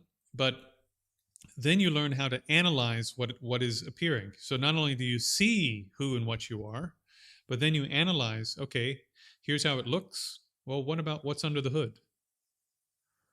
Let me look at how these things actually function. Do they exist the way they appear? Do they exist a different way? What's their nature? How do they exist? Furthermore, in terms of the content that's appearing on the surface of the mind, well, now since you can see it and you can see it without getting pulled into it, you have the option to change it. So if you're an arrogant person, you can replace the arrogance that arises with humility. If you're a very angry person, you can replace the anger that arises with patience and other virtuous mental states. If you're a lazy person, you can replace the laziness with willpower and drive. If you're an extremely lustful person, and that takes you into infidelity and other problematic things, right? Pornography addiction, whatever. I mean, we live in the modern world, right? I mean, you got a cell phone in your hand that has access to every aspect of humanity. So you can replace that kind of attitude with an attitude that, sex is nice, but I don't have to be stimulated by that all the time. So once you can rest to some degree in what the mind actually is and be aware of content without getting fully absorbed and tangled in the content, now you can reshape the content, reshape your personality, reshape your emotions. And since most of your life probably will be lived not in a state of samadhi on the nature of your own consciousness, but actually in whatever the personality you have on the surface of your mind is, it's really helpful to reshape the personality you have on the surface of your mind to be, less chaotic and difficult and problem causing. Is this making sense? So this technique of sort of reshaping the mind would fall into bhavana in the Pali way of thinking, giving rise to new states of consciousness, or gom in the Tibetan way of thinking, becoming familiar with new states of consciousness. And this is like the bread and butter of these internal training systems. Learning how to analyze your being and reshape both the fundamental cognitive processes of your being and reshape what's on the surface, because most of your life is going to be lived up here where we are. So in brief, that's what I recommend. And that's how I teach. And then if you have those skills, it's my somewhat humble opinion, maybe less humble at sometimes than others, my fairly humble opinion, at least, that if you can do these 5 skills, you'll be able to understand every meditative technique on the planet and fit it in somewhere in terms of these skills. And even a lot of other religious stuff like prayer and worship. I mean, my goodness. Let's just think about, for example, faith. Some of you may be people of faith. Think about the feeling of the most profound feelings of sort of gratitude and faith and conviction in a higher power, for example. For those of you for whom this is not a thing, don't worry about it, we'll move on. But for those of you for whom it is, I mean, imagine that feeling of presence of a higher power. If instead of your mind running around with thoughts and being absorbed in the 5 external senses, you had at will the ability to pull your mind completely inside and abide in the formless feeling of the presence of a higher power, or the faith in that power, or the love that correlates or is similar to that power, and to just abide in a formless state of awareness, completely blissful, in a mind state of faith or love or whatever you happen to be sort of generating while praying. My goodness. This is so much more powerful than just saying some words. So anyways, I think that these techniques that I'm teaching, you can take sort of anywhere and apply them, and then understand how things like training your character to become more Christ-like in Christianity, you could turn up the volume on that from like a 2 up to a 15. You can to the stratosphere.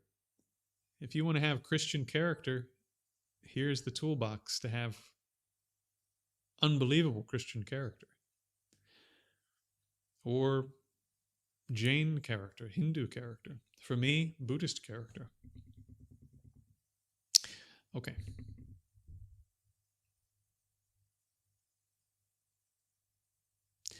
I get all stiff at 45 minutes.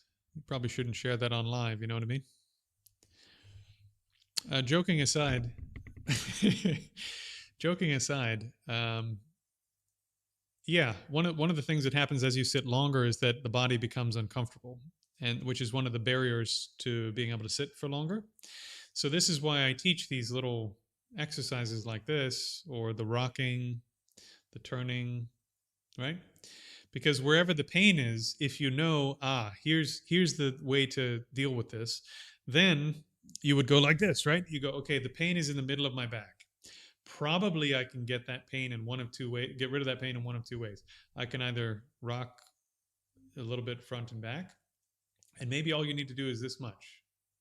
I mean, you guys can't see it, but it's like this much, right? Maybe that's all you need to do, and the pain goes. Or maybe it's one of the small muscles that turns your body like this. Maybe the body's been slightly turned. Okay, no problem. So again, I've turned inside this much. Watch. Okay, there's, because my back is sore right now. I just found the muscle. Now I release back to the front. You see that? Just watch my right shoulder. Boom. See that? Just a tiny movement. And I release the muscle that's sore, and I'm back to sitting. So how much of my attention, my bandwidth, is needed to do that? 5%, 10%. So I keep 90% of my mind in the activity of meditation without ripping it out of the meditation. And the pain's going to rip it out anyway. So you might as well deal with the situation. So I take 10% of my mind, keep the other 90% of my bandwidth in the activity. I don't come fully out of the activity. And I do tiny little adjustments, and then pull back into the activity when the pain is less. You see? So oats, breath work is a much broader category, you know? If you're doing breath work, that could be, diaphragmatic breathing, different breathing patterns. And then you're also talking about, arguably some stuff related to prana, or maybe kundalini practices. There's a whole bunch of stuff that goes on in breath work more generally. And those things, they can help in all sorts of ways. So I'm not saying that's less effective, no. But what I'm saying is that, for example, if you had, let's say you had an hour to practice a day, rather than doing a whole hour of breath work, do some stuff that makes the mind extremely focused, extremely calm, extremely lucid, then do your breath work. Or do your breath work so that the system's like much more clean, blast all of the nonsense out of there, and then bang, do the focus, calm, lucid, and then abide in the nature of consciousness, or whatever your main practice is. So it's just about having a set of skills, both meditative skills and cognitive skills, that allow you to get the most out of the time you're putting in, because we don't have a lot of time, Okay.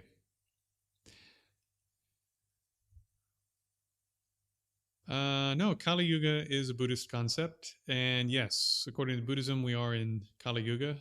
We're in degenerate times, would be the Buddhist sort of equivalent of this. The idea is basically that, as one of my teachers said, that not that Buddhism is going to go away during our lifetime, but that it's going to get harder and harder and harder to practice it as time goes on, and there will be less and less and less people gaining accomplishment while practicing it.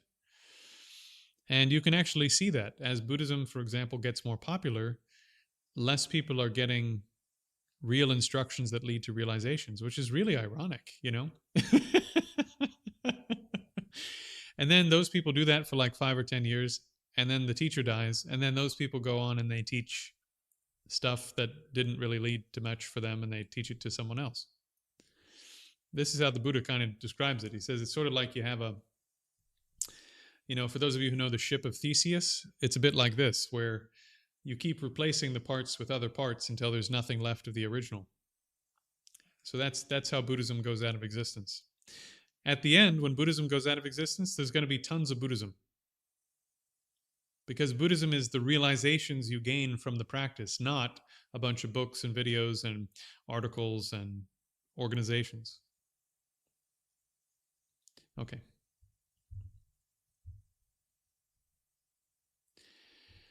Luis Pinero.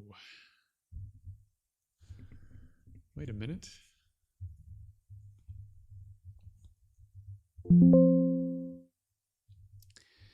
Luis.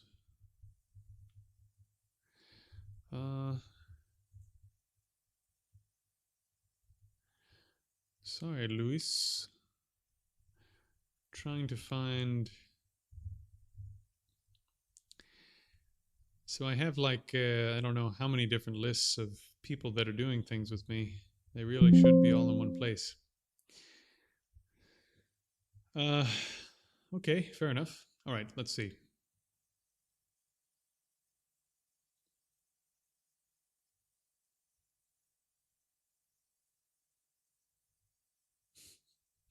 Good to see you, Belle. Haven't seen you in a couple days.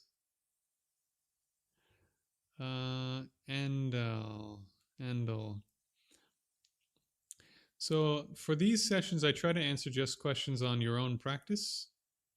You know, people's personal questions about the actual practices they're doing. So this is not an open Q&A. It's a meditation Q&A only, related to your today's practice, but the practices you personally are actually doing right now and what's coming up in those and so forth. So I will be doing another live Q&A, completely open, soon. So Andal, do stick around, subscribe, turn on your notifications, and I'll answer lots of questions like these. But today I'm gonna try to stick to people's meditation and personal practice related questions. Same thing, Mark. I'm actually not sure who either of those people are. I apologize. I will say though, Andal, yeah, there are mystical experiences in every religion, and certainly when you start talking about like Eastern Orthodox, mystical Christianity, Hinduism, Buddhism, Jainism, even the shamanistic traditions, in the absence of hallucinogens, just some of the types of stuff they do. Yeah, anywhere that you find concentration, you'll find religious experience for sure. And you can generate concentration in a lot of different ways if you're doing a lot of one thing. And so that's what you see. You see rituals, for example, that go on for 10 hours, 20 hours, 30 hours. Well, yeah, of course. If you're doing one thing over and over and over that fully involves your body, your speech, your mind, the specific set of stuff you have to do, the mind's going to generate increasingly good states of concentration, and therefore things will happen.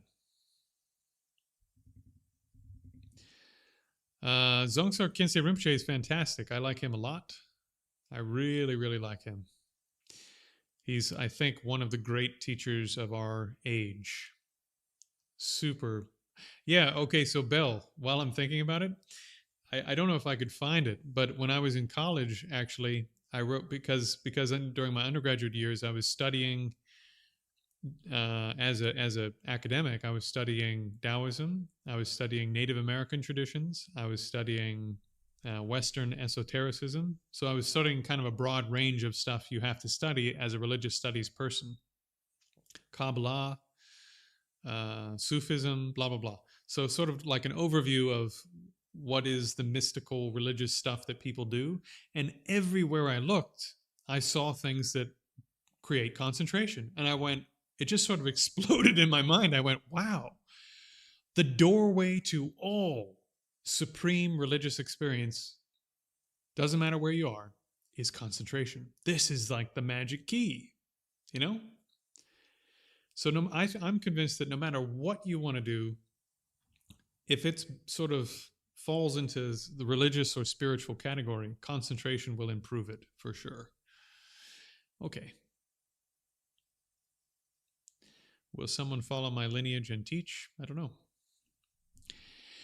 I talked to my teacher. For those who are interested, I talked to one of my main teachers last night. We had a long conversation about teaching and money and just all the practicalities of what I'm actually up to here. And I told him, sort of as I told you guys, that I'm not really teaching a lineage. I'm just teaching these things that I know work, and I'm encouraging people to find a lineage. And he goes, "No, you're teaching a lineage." He goes, "All this stuff that you've learned is a lineage, and you're passing it on to people whether you like it or not."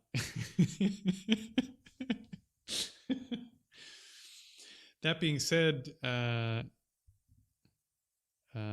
Anadol, what I generally tell people is find a full-on Buddhist lineage or whatever lineage of practice you do. I don't really mind, even if it's not Buddhist. Find a full-on tradition of some kind that is rich with meaning and rich with experience, rich with stuff that actually takes people to higher states of being, let's say.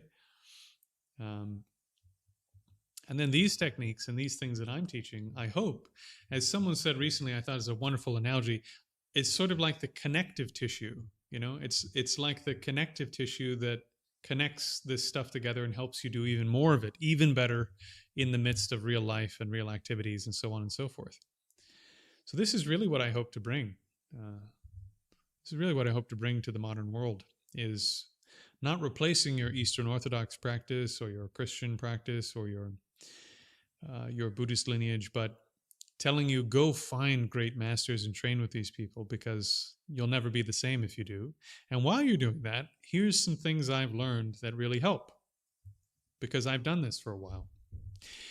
An analogy I like to use is this. Your lineage is like having your mother or your father there, and I'm like the older brother from the previous marriage who comes over for dinner every so often, who's like 10 years older than you. And I go, yeah, I remember mom and dad, they can be like that. And, here's how I dealt with it when I was in your shoes. And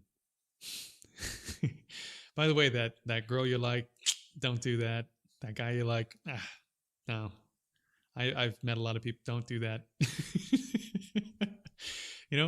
I'm like the older brother that comes over from time to time and offers some advice while you're making your way. So that's where I am. I'm the connective tissue. I'm the older brother. I want people to find good lineages, and I want every lineage of real stuff to survive for another generation, because there's nothing like all of this. And instead of people wasting a whole lifetime scrolling through social media and making some money, having a family, blah, blah, blah, blah, and then dying and having it not mean very much because you missed your life. You missed your life. But to find the real profound meaning in contacting the essence of your being and the essence of reality, my goodness. Well, then your work, even your time on social media, your family, all of this stuff takes on a completely different meaning. And I can,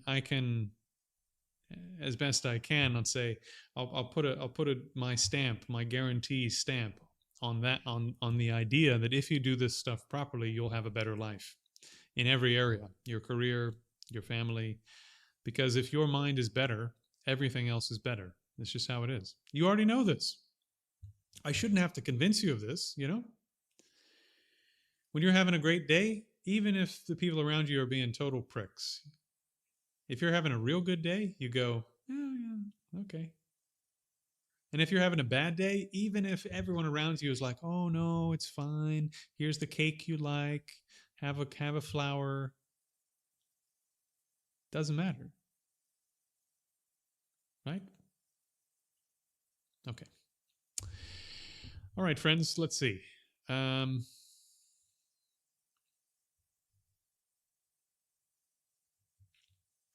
Kaput.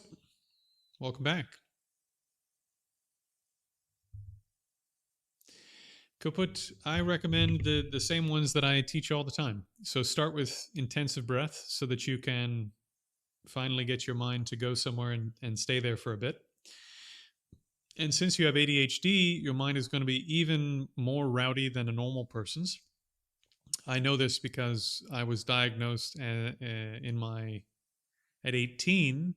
I was 16. I was diagnosed with what's called undifferentiating adult attention deficit disorder, which means that according to cognitive science, I should have been an ADHD mess for the rest of my life as an adult. Undifferentiating means you're going to have it your whole life. It's not getting any better. You just have to figure out how to deal with it. Uh, it's going to be harder in the beginning because your mind doesn't have good executive function. It doesn't have the ability to remain on task, and it wants to do everything at once. So you have to learn how to place it somewhere and have it stay where you put it. Period. And if you learn, well, then your executive function will get better. I mean, it's pretty straightforward. And then from there, once you got a little bit of your mind staying where you put it, then you need it to be more calm so that its movements are slower. If it's more calm, it's not jumping as much, so you can keep more of it on the activity you're doing. So this is body scanning. And body scanning will make your mind much more calm as an ADHD person. And then if you can take something like the 5 points or 6 directions or 4 directions into your normal life, you have a tool for regulating your attention more in between your sessions. And then when you get to opening the sense gates, now you have an even more profound tool for bringing even more of your life into the training so that you're controlling the quality of mind that's being brought to all the stuff you're doing. So I recommend exactly the same techniques as the one I've been teaching.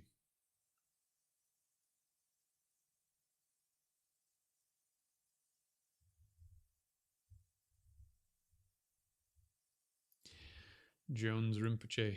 Don't joke. Don't joke. Don't joke.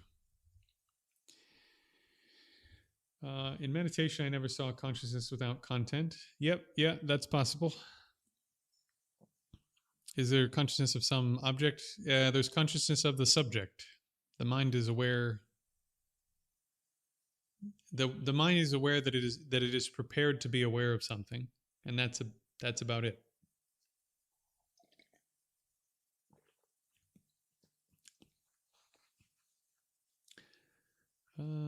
Okay.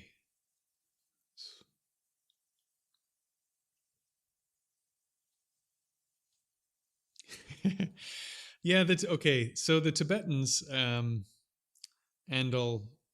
Anadol, the Tibetans have a habit. If someone is really arrogant and they don't know what they're doing, they call them Rinpoche.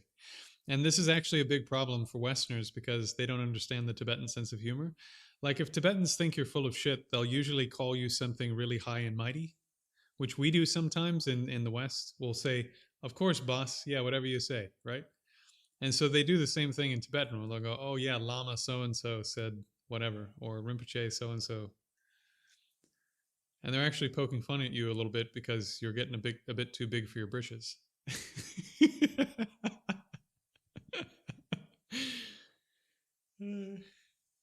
I don't know that was what was happening there. They could have been, genuinely making a compliment, but the Tibetans have a good sense of humor, and sometimes it's a bit dry.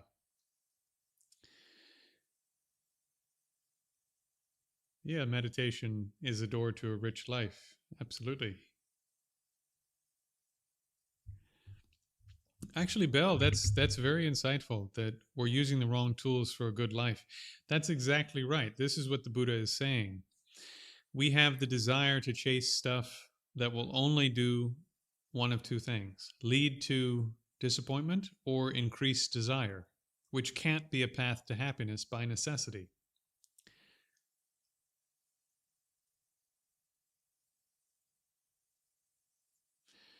You see it? So think about, for example, if you just chase pain, obviously that's not going to help. On the other hand, you would think, well, if I can make things really nice, if I get the right amount of money, the right partner, if I can get the right career, the right house, um, if I have the right food in my fridge that's like all organic and vegan and fair trade and antioxidants and superfood and whatever, and if all my clothing is organic cotton blend, blah blah blah blah blah blah blah, all the stuff people do now. We think if we can just manage it all well, that we'll finally feel better, and we never do.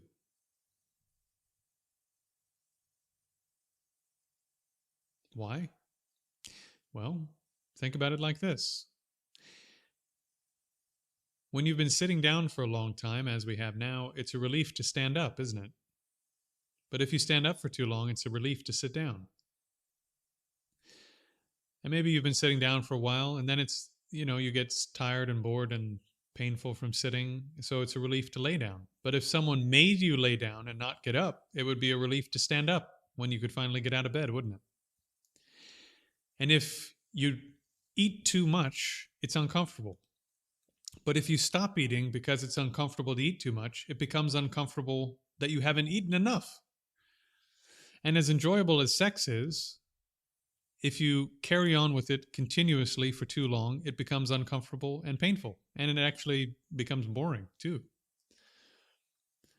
And then if you don't have intimacy for a long time, you start craving it intensely. And it's uncomfortable to not have sex.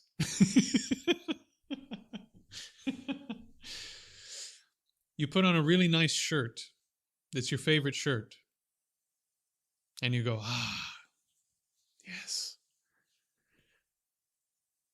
But then if you're wearing it for too long, you go, oh man, gotta get this thing off of me. And you take it off, you put on something else, and this just goes on and on and on. Because pleasures, by nature, according to real life, not just the Buddha, change reveals that pleasures are suffering. How do you know? Because any pleasure you engage in continuously becomes boredom, which is discomfort and suffering, and then it becomes obvious pain. You think this chocolate cake's going to be the best thing in the world. You have a whole tray of chocolate cake. You're like, oh, amazing. You take a first bite, second bite, third bite, okay. Okay, maybe I need some milk. This is getting a bit much. It's kind of rich. Yeah. Fourth bite, starting to feel sweating a little bit. Ooh, it's too much chocolate, too much sugar. Fifth bite, oh man, I can't go any further than this. And if you keep going, not only does it go from like just not interesting, it starts to become uncomfortable. You go, oh man, I feel sick. I don't ever want to see a chocolate cake. If you keep eating, it'll actually literally kill you. Your stomach will burst and you'll die. There is no pleasure you can engage in continuously that doesn't become boredom and then pain. And then actually death if you keep going. If you, for example, stay on your feet long enough, eventually your feet, the bones in your feet and stuff just start breaking, and like you have to actually stop standing up or your body will break down to the point where it falls apart. So by its very nature, chasing after pleasure is suffering, because you're just chasing after future suffering. That doesn't mean you shouldn't have pleasure. It just means you should treat pleasure for what it is. It is a type of suffering that's revealed through change. So, yeah, when you want to relax, watch a bit of television or do some social media. If you like video games, you can do that. That's fine. If you like sex, you can have sex. If you like chocolate, you can have chocolate. But just realize that none of those things, if you engage in them continuously, and none of those things in the right combination will ever make you not suffer. You need a method that stops the mind from chasing all of this shit. This is the key point. The method of, I'm just going to arrange everything nicely until I have perfect food and perfect friends and perfect house and perfect everything, that can't possibly work. because pleasure becomes suffering. If you get the perfect house, it'll become boring eventually, and you'll think it's a pain in the ass to clean it up. You get the perfect partner, you'll be head over the heels for 2 years, and then you'll get bored, maybe 3 years. Hopefully, you won't end up hating that person, but at some point, you start getting annoyed by all the stuff that they do that you don't like. Doesn't mean you don't love them, but it used to be that the annoying things they didn't bother you, didn't it? You remember those days when the fact that they left the toilet seat up just made you chuckle, and then at some point it made you uncomfortable, and then at some point it made you outraged? So you need a method that actually overcomes this process of constantly chasing the next thing to try to be happy. And the first step in this is just be ethical, be a gentleman, be a lady. Because if you chase all of your selfish impulses into hurting other people, your life will become totally chaotic. So the first step is be ethical, be a gentleman, be a gentlewoman. The next step is training concentration, because as Cleric said, if a concentrated mind is already getting pretty close to being satisfied, because it's not chasing all this shit. And then the final piece, according to Buddhism, is you can't just abide in concentrated states. Even really subtle concentrated states don't fix the problem. They just make the problem more subtle. So you need this extra piece called wisdom, where you investigate the nature of consciousness, you investigate the nature of reality. And when you see how things actually are, to our great fortune, actually, seeing things the way they actually are transforms your mind in such a way that this process of chasing stuff that doesn't make you happy just stops. And when that process stops, the suffering goes away. It's incredible. So this is called wisdom in Buddhism. Okay. Let's see.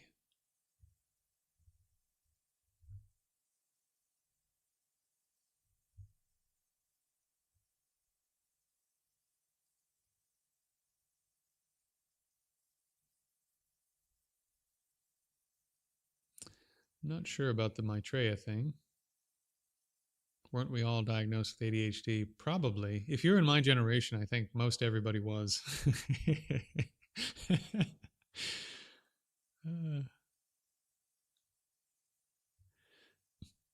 Yeah, Sufism through through song, dance, spinning, a number of things. I think they use to generate concentration. Repetitive prayer.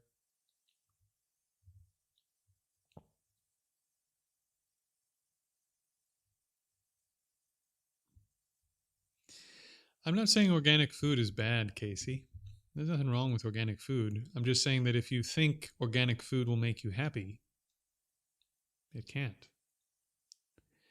If you don't believe me, just eat an organic banana, and then eat another organic banana, and then eat another one.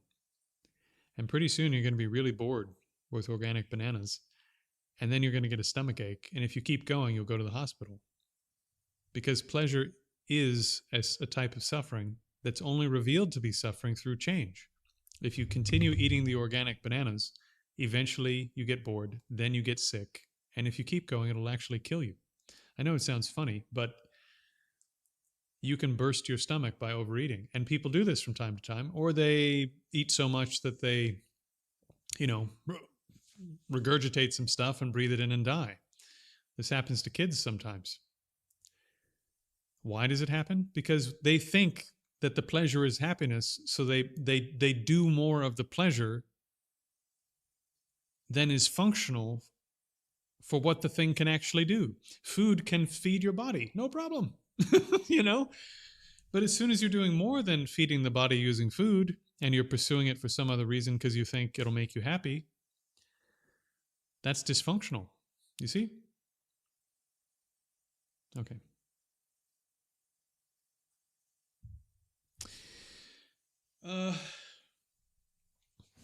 When you're sick, when you're sick, It's fine to just take it easy a little bit, you know. When I get sick, usually what I'll do is I try to do what I have in the book. Actually, is I set a maximum amount that I can do, and a minimum amount that I can do, and I try to never do less than that minimum amount. And so even if I'm literally in the hospital, at least if I'm conscious, I'm going to do this amount. Okay, thanks, Cleric. I'm going to head off too momentarily.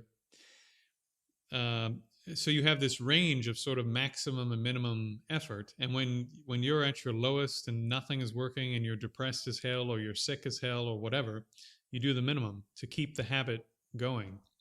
And then when you get back to being more functional, you ramp right back up to, you know, somewhere in here or all the way up to what you can do in terms of maximum effort. That's usually what I recommend. The key is just keeping the habit going, even if it's the minimum. This is part of why also, for those who are interested, why the first practice I teach is 5 minutes. You know, like out of 24 hours in the day, 60 minutes in each hour, 16 hours while you're awake is 960 hours. Is that right? Out of those 16 hours, 6 times 6 is what? 6 times 6, 2, 3, 3 and 6. Well, in any case, out of all of these minutes, you know, maybe, I don't know, 1,000 minutes a day or, or something that you're conscious. If you can't find 5 of those to do your practice, then something's wrong with your motivation. You know, something's wrong in a different area. So there's something else you need to work on first, like, why am I doing this? I mean, this is what the great texts say. Actually, the first thing you do is you need to remind yourself, why am I doing all this? Why is this important? What happens if I don't do this? Because if you think about the benefits of something and you think about the drawbacks of not doing something, it motivates you to do it. Anyways, yeah. So when you're having a bad day or you're depressed or you're whatever, then just scale it down to something you can do, even if it's just one breath. Yeah, 36. So 60 times 6, 360 plus 6 times 10, 600, 960. 960 minutes that you're awake every day. 5 of those you can you can keep 900. What is it? 955. Is that what it is? 955 of those minutes you can keep. Just 5 of them you need to put into your practice. Okay. Let's see.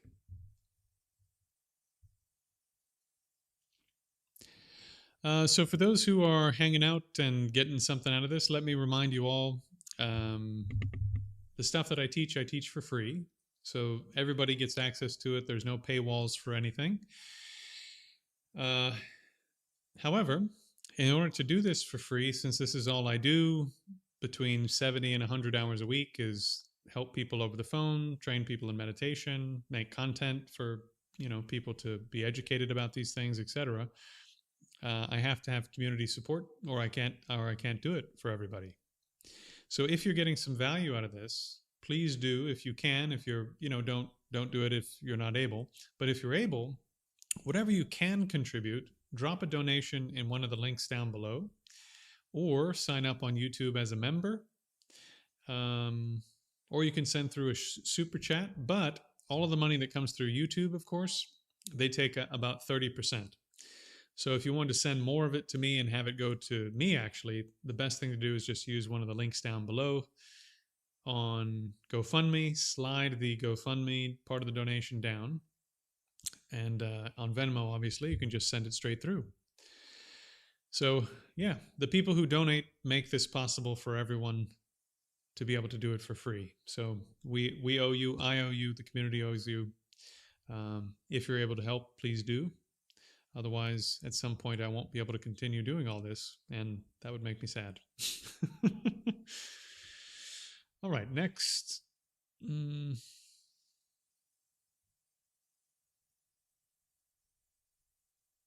if you're going to have to eat and wear clothes anyway, wouldn't it be best to take care of yourself in the best way? The problem is you do have attachment to it. Attachment means that you're exaggerating what those things can do.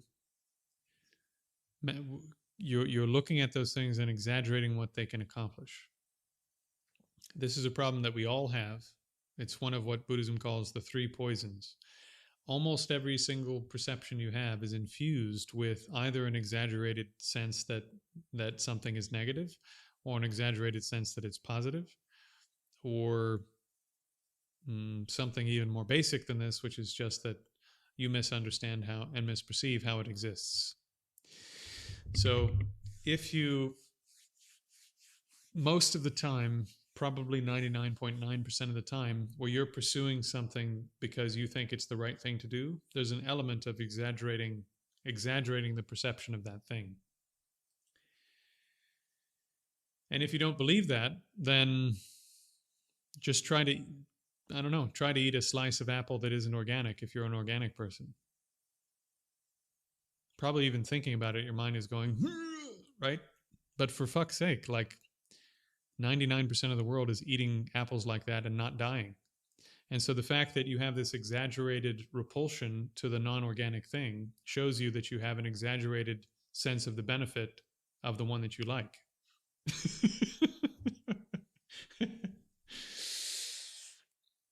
Anyways, there's really nothing wrong with enjoying your money and buying nice stuff that you like, according to the Buddha, especially if you're a layperson, that's all normal stuff. But, in terms of training your mind, it's important to realize that most of what we do is kind of exaggerated one way or the other. And that's part of what we're trying to overcome by training in meditation.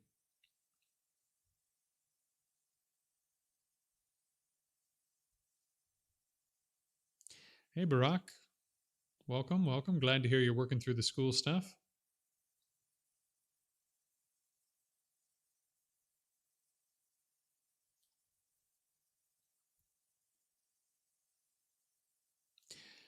EMDR. I don't think I've heard of that. My apologies. Thank you, Susan. Really appreciate it. So Susan chipped in a little bit. Just want to say, Susan, thank you. You are making all this possible. Everybody that chips in any amount, it's only because of you that I get to do this for free for everybody else, and also get to do it for you as a contributor. So thank you for that. It's not possible without you guys.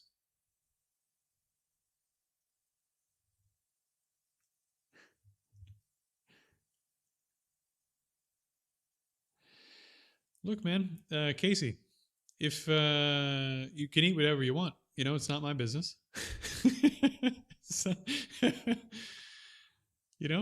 it's no biggie.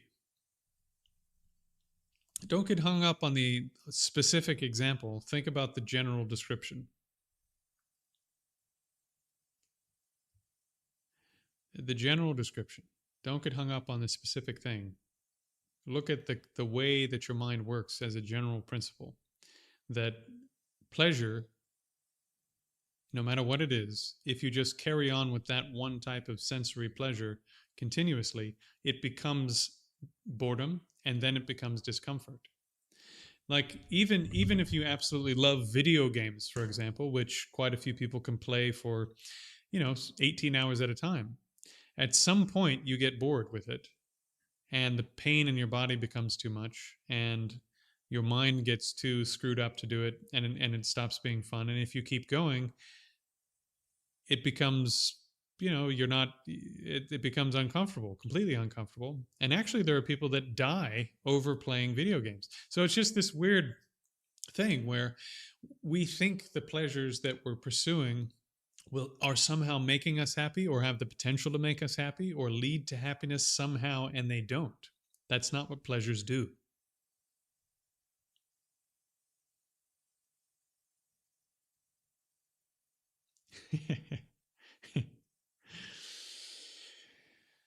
Well, luckily, I don't have to clear the bar, you know. I'm not an awakened person. Okay. Mm.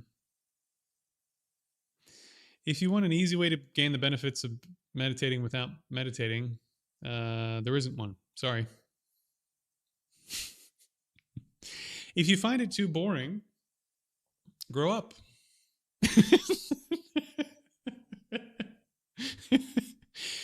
I mean, sort of joking aside, you do have to just sort of do it. You know, you have to do the basic stuff, and then it becomes more enjoyable because, unlike everything else, concentration is mental satisfaction. It actually is, at least to some degree, pleasure. Not pleasure, sorry. It is to some degree actually satisfaction and contentment because your mind stops running around and doing all the BS for a short period of time.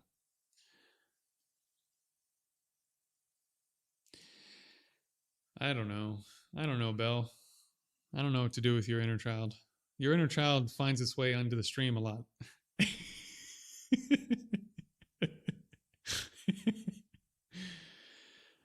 uh,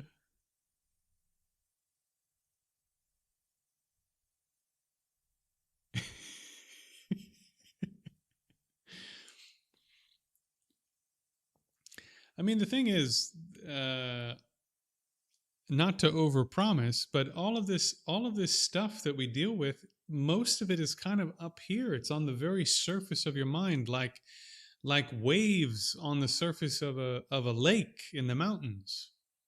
It's just wind moving stuff around. And we think that all of this stuff that's subconscious and blah, blah, blah, that all of that is like way down in the mind. It's not. That's actually like, if these are the waves on the surface, here's the stuff getting moved by the waves right here. And there's an entire lake underneath it that, for the sake of analogy, is completely still and peaceful and blissful and without movement and incredible. Crystal clear, to the bottom. So all of this stuff that we want to heal about ourselves and whatever, like, I mean, I've seen people, again. Don't want to overpromise stuff because that's wrong. But over the course of the long term, I've seen people make significant progress against stuff that Western medicine says you can't make progress against, really, or much progress. One of my teachers, for example, was told by a psychologist when he was a kid, because he had autism really badly. He said all he was going to be able to do was be a grocery stocker in the back of a grocery store, and he wouldn't be able to interact with anybody or have a real life. He would have to live at home, and he was going to be severely disabled his whole life. And now he runs a multi-million-dollar company, has a family, has worked for the UN, attends dinners at the House of Lords, and runs a charity where he teaches autistic people how to train in meditation to help with their autism. I mean, but that's 30 years of practice. And for me, with ADHD, it's much the same. And I have a friend who's been doing this a long time too, about 17 years. And he used to take a handful of pills every day for bipolar disorder. And he hasn't overcome his bipolar disorder. I'm not making that claim. But he went from that to needing to take very little medication to manage his symptoms. And his symptoms are much more stable than they were 10 or 15 years ago. His mind is much more stable. So it's not magic. It's just that the stuff that's on the surface of your mind is something that you can learn to control, reshape. Even pretty serious conditions can be managed much better over the long term. So there's no, what need is there to mention sort of bullshitty stuff that's Dylan, so for PTSD, again, there is cognitive scientific research on the fact that training in body scanning, for example, can help with PTSD. And also autism can help with, body scanning can help with autism. This is very much a known thing.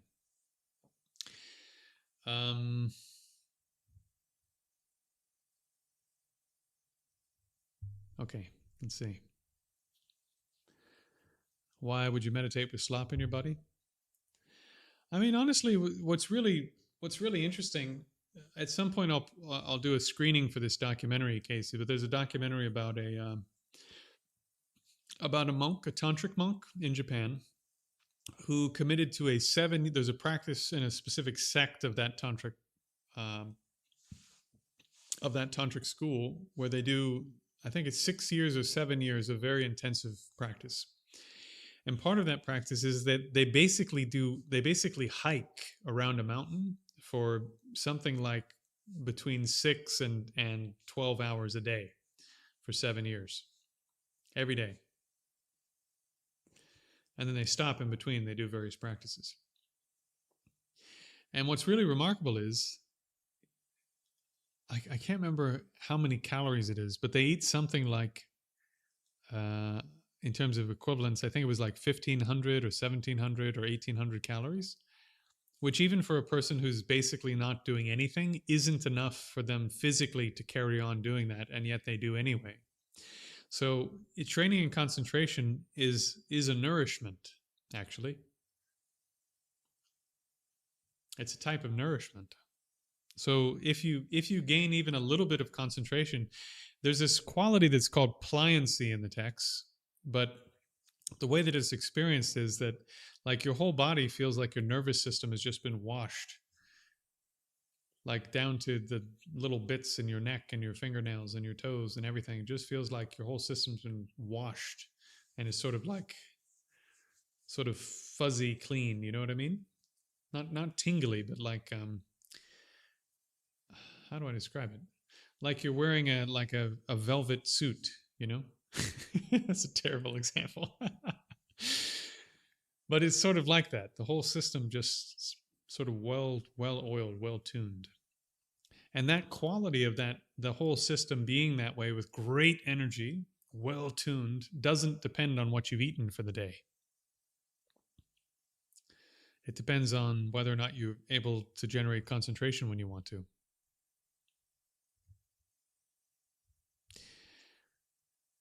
30 years and then magic. Yeah, instant enlightenment after 30 years of practice, as they say in Zen. 30 years, 3 decades of daily intense practice to instantly gain enlightenment.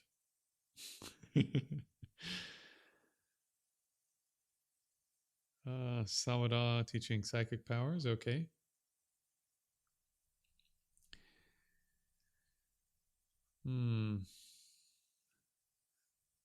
Jauken. Meditation has helped me a lot with OCD. Good. That doesn't surprise me either. Yeah, in terms of deeper health conditions, traumas, I don't want to make big claims or promises, but even if you look at the psychological literature, which was part of my master's degree when I did my master's program, if you look at the cognitive science for things like, in particular, training and body scanning, it just helps with a huge range of different mental conditions. It can be very helpful.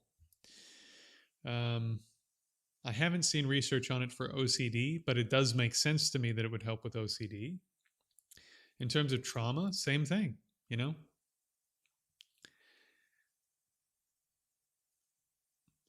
It can definitely be helpful to get some therapy too for your traumas, but if you have more self-awareness, more ability to control what's on the surface of the mind, more awareness of what your whole system is doing, then I imagine and I think and I would argue you're going to get more out of your therapy because you have more ability to reshape how your mind is than the average person.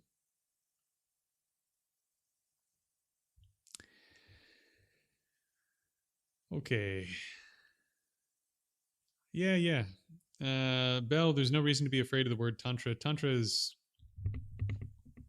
it's just a bunch of practices for people that are already pretty good at meditation who you got to have a lot of other pieces in place to do tantra. You already need to be fairly capable as a practitioner. You need to understand the system that you're in really well because all of the moving parts of that tantra will depend upon you knowing the symbolic stuff, actually having some of the realizations of the path etc., etc., etc. That's sort of like the engine inside the car. If Tantra is the car, all of that stuff from your lineage is the engine that makes it run. So you can sit in the car today, probably you could go get an empowerment somewhere, but it's not going to do anything. It's just going to sit there. What makes it run is all of the symbolism, all of the meaning, all of the realizations, all the meditative capability you gained in the lineage before you started the tantric program for the lineage. And doing all that stuff might take you, between 5 years and 20 years to get all of that stuff working, depending on how driven you are. Pun intended. Okay.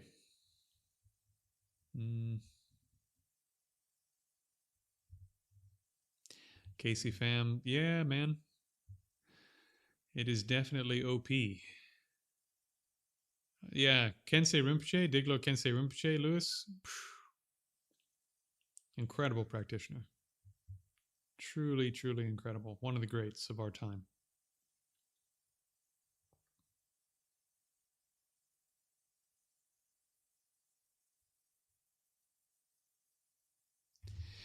Okay, so kaput maker. Let me just put it in perspective without saying stuff that shouldn't be said in public, okay?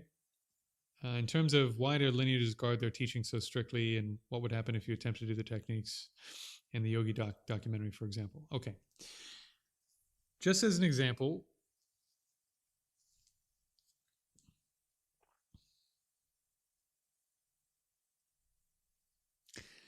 without trying too hard, and this is already out in the public sphere, I'm sure that some of you have seen this image of a tantric mandala, right?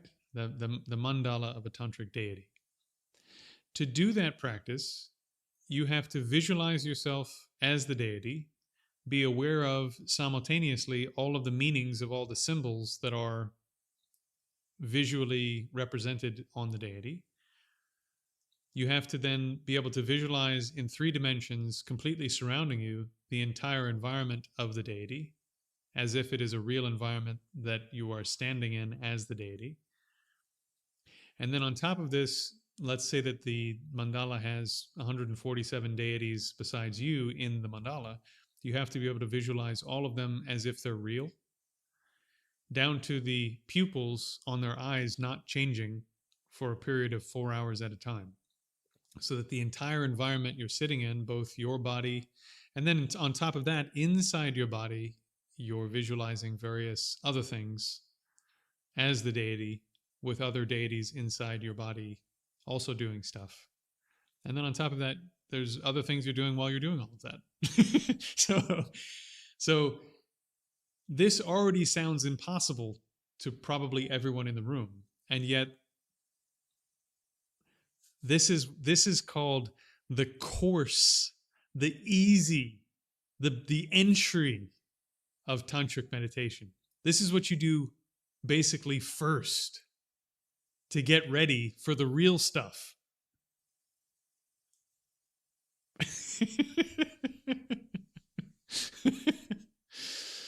So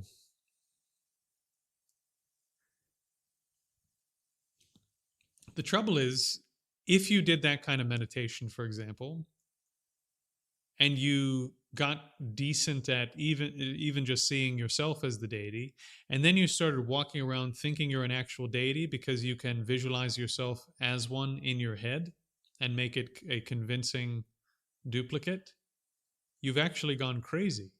You've become nuts. You're running around thinking you're something because you're visualizing yourself as that thing in your head. That's a type of insanity. That's a self-induced type of schizophrenia. You understand? So if you had enough mental force to do that, even though you didn't train in anything else and you didn't understand the whole system, if you could just do that part of it, probably the best outcome is you're going to make yourself totally fucking nuts.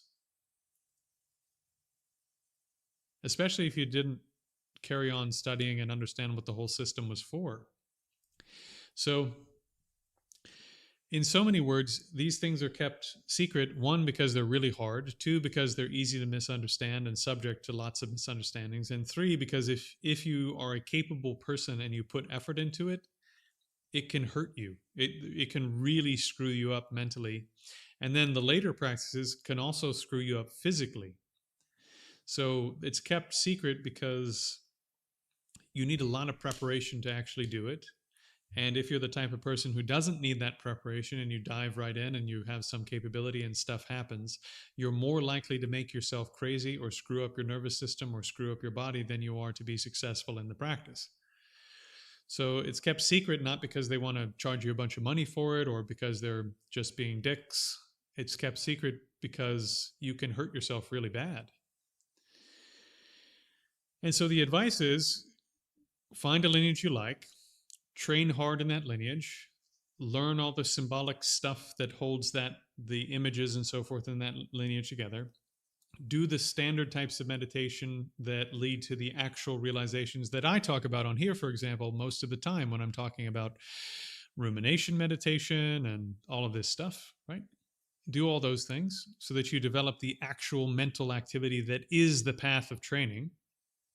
And then at some point, after 5 years, 10 years, 15 years, 20 years, I know some practitioners who waited literally 20 years to get into the tantric aspect of their school. Then you dive into the tantric stuff fully prepared, and it does something. It really does something. It works. And it works much faster and much more profoundly than other techniques because you're working on yourself in a much more profound way. Okay.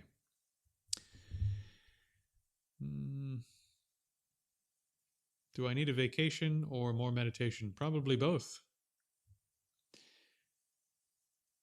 Can't skip meditation. I agree with you. You need to have at least a minimum.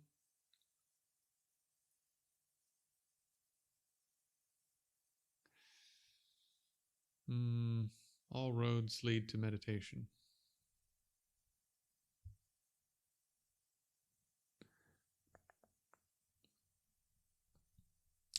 Elias Caprilis. I'm not a big fan of combining things in that way.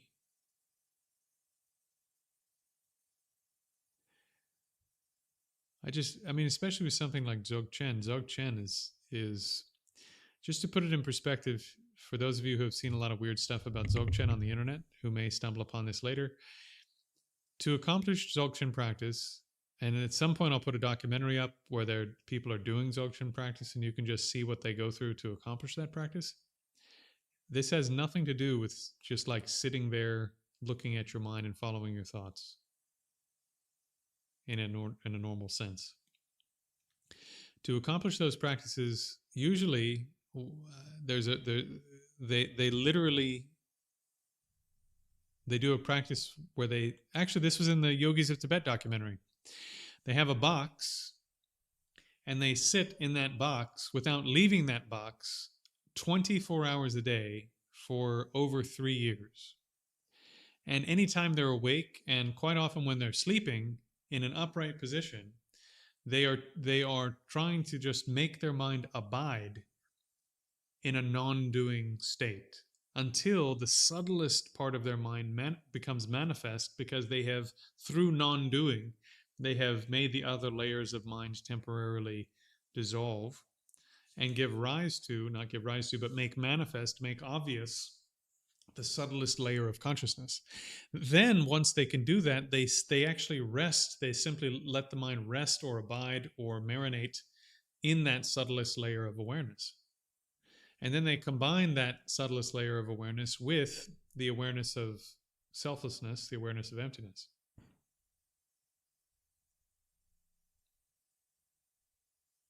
Dzogchen is a tantric practice. It's taking the subtlest mind that is generated through tantric techniques and meditating on it. And there are a couple different ways to get to that kind of mind, but it's not just like sitting there observing your human mind or something. What's called the mental sense consciousness has to dissolve for you to experience what we're talking about here.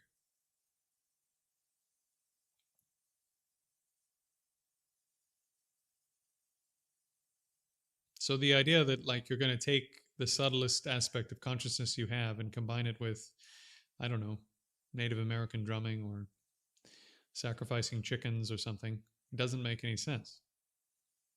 You can't do, nobody can do Dzogchen. Like, unless you've already done a bunch of Tantra or you've done really extended retreats, you can do stuff that will help you accomplish that later on. But Dzogchen is extremely advanced, extremely difficult practice. Dzogchen is considered to be beyond Tantra. It is like what you do after you've accomplished the subtlest minds you can generate in Tantra. So the idea that you're just going to turn up somewhere and do that on a Tuesday, I think is, at least in my understanding of the practice, is like totally insane. Oh God. Okay. Do you think that a certain amount of suffering often leads to the discovery of meditation in one's life? Do you see life as giving us grace period where meditation isn't necessary until it is? You know, I tend to think quite often that people who experience a lot of pain and difficulty, because of that, they learn how to suffer through stuff that they would rather not experience, and to carry on in the midst of pain, difficulty, losing stuff. And because they've gone through some shit, to put it in real terms, they gain the ability quite often to go through more shit to get what they want and to accomplish what they want. And so people that may start out seeming a bit less capable, for example, because they have trauma, because they have a past that was hard or whatever, they end up being much more stable, firmer individuals because they had to overcome some stuff to get to where they are. And so by the time they get over the BS that they went through when they were younger and the difficulty they went through when they were younger, they're now much more resilient than the normal person would be, even if in all other ways they're equal. And because of this, you see that there are, even in Buddhist history, huge numbers of people who went through really difficult stuff, who then go on in that same lifetime to achieve realizations in meditation. So I'll give you one example. This is coming up in a video I'm putting up soon. But there was a woman named Gautami, Kisa Gautami, who was a family woman, very devoted to her family. This is at the time of the Buddha. And she had a son. And her son, when he was a toddler, fell over and hit his head. I think this is probably most mothers' worst nightmare.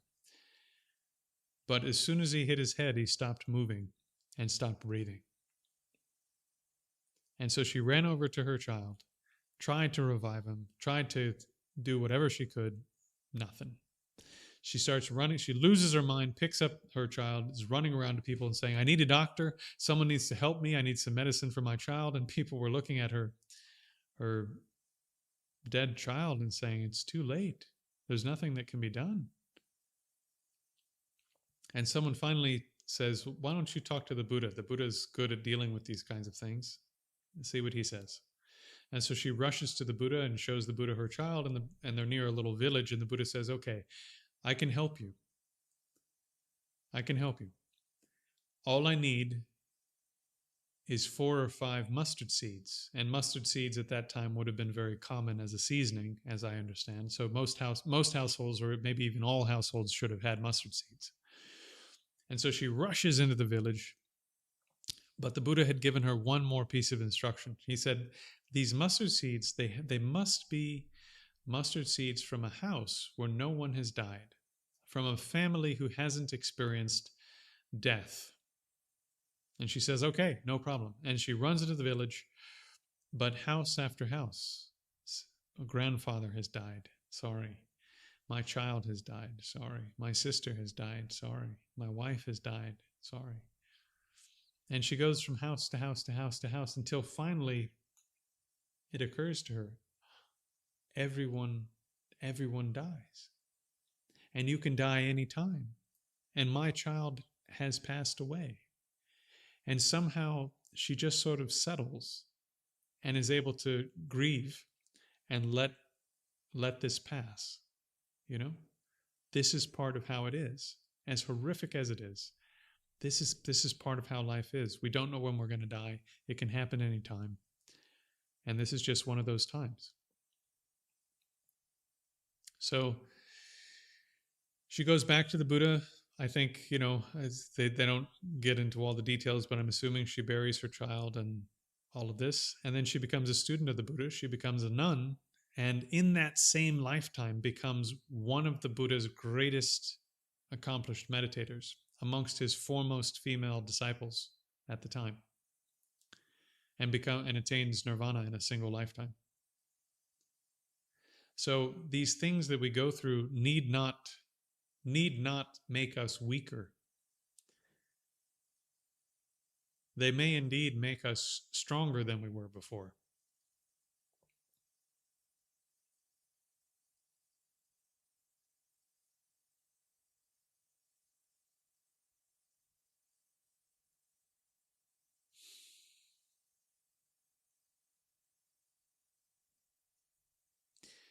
Okay. Are aliens real? I've talked about that on lives before. According to Buddhism, there's life all over the universe. So probably.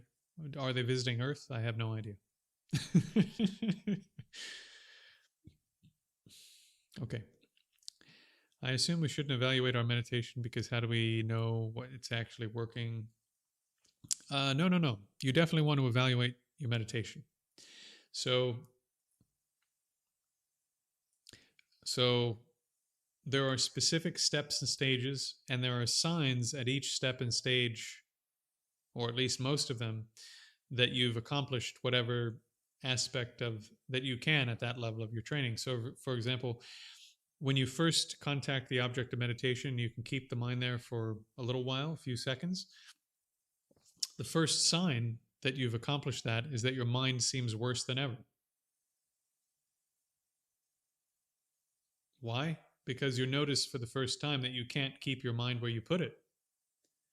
So it's a sign that you've actually increased your capability, that you're finally noticing your mind is like a total bag of nuts and bolts. So then the next sign is that you needed a lot of effort to hold it on the object, and then the effort becomes less. And it mostly stays on the object with a little bit less effort. Great. And then the next sign is you start falling asleep. Why? Because the mind is now so calm that it distracts towards the calmness and you start falling asleep on the cushion.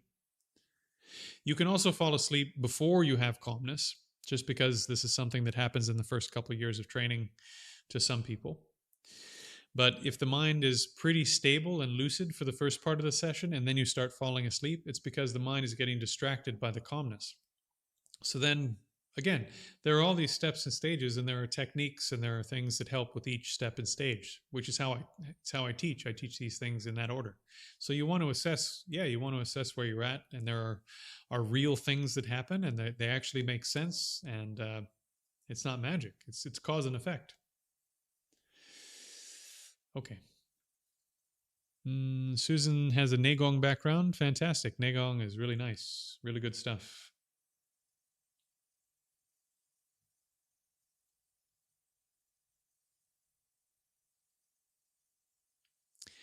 Okay, so in terms of Neigong stuff, I usually don't talk about Qi practices and any of those kinds of things, but I'll say this. The idea with Neigong stuff, before you get to the real sort of cultivation, in my understanding of things, is that first you just make your body and mind more strong. And part of making them more strong, according to this way of thinking, is that there's just more qi in the system. And qi is what's making you alive. So there's just more of you, as if you took a toaster, and instead of plugging it into like a standard socket, you plugged it into a socket with twice as much power, and the toaster just goes nuts, right? It's just like sparking and whatever. So when you put way more power into the system, you can do way more. So yeah, it really helps to have more of you to put into the practice, for sure. And sort of between you and I would say there's definitely something to that idea. And Negong has a lot in common with Tantra. So Negong likes to take a whole bunch of different activities you're doing, pile them all in one place, and therefore put more of who and what you are in one location, which means that more of your bandwidth is going to one place, which means that you're going to develop concentration. So it's a very smart system. If you put the chi and the breath and the attention all in one place, that's concentration.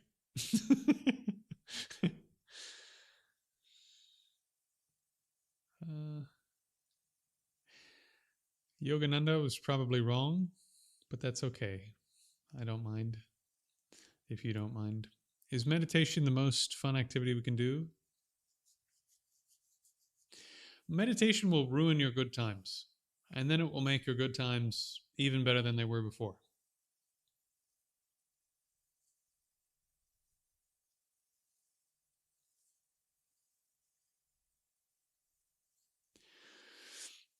A lot of stuff you thought was awesome, you'll train a meditation for a while, and if you make a little bit of progress, you'll just lose interest in it. And then a lot of stuff that you didn't have interest in, you start gaining interest in it, and it's very nice, very entertaining.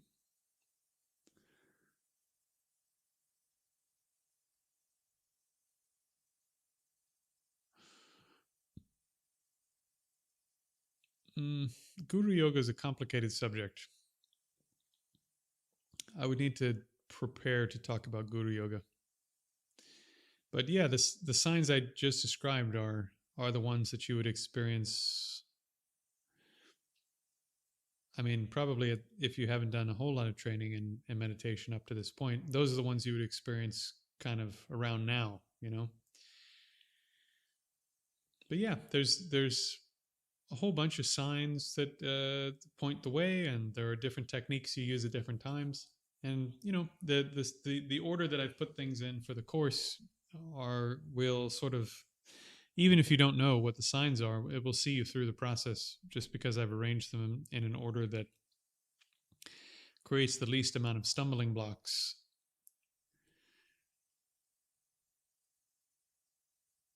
What should I do if I find myself dreaming?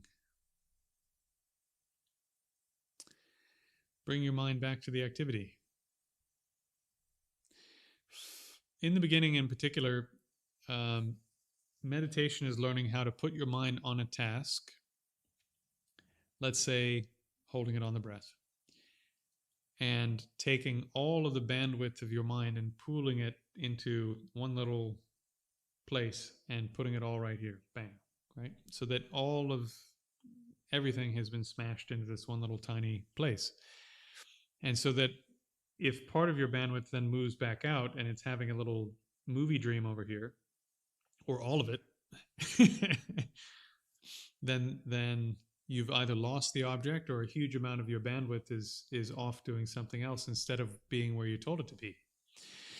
So you just have to apply more forceful attention, extremely forceful attention in the beginning, to get your mind to not do stuff you don't want it to do. And then eventually that effort becomes less.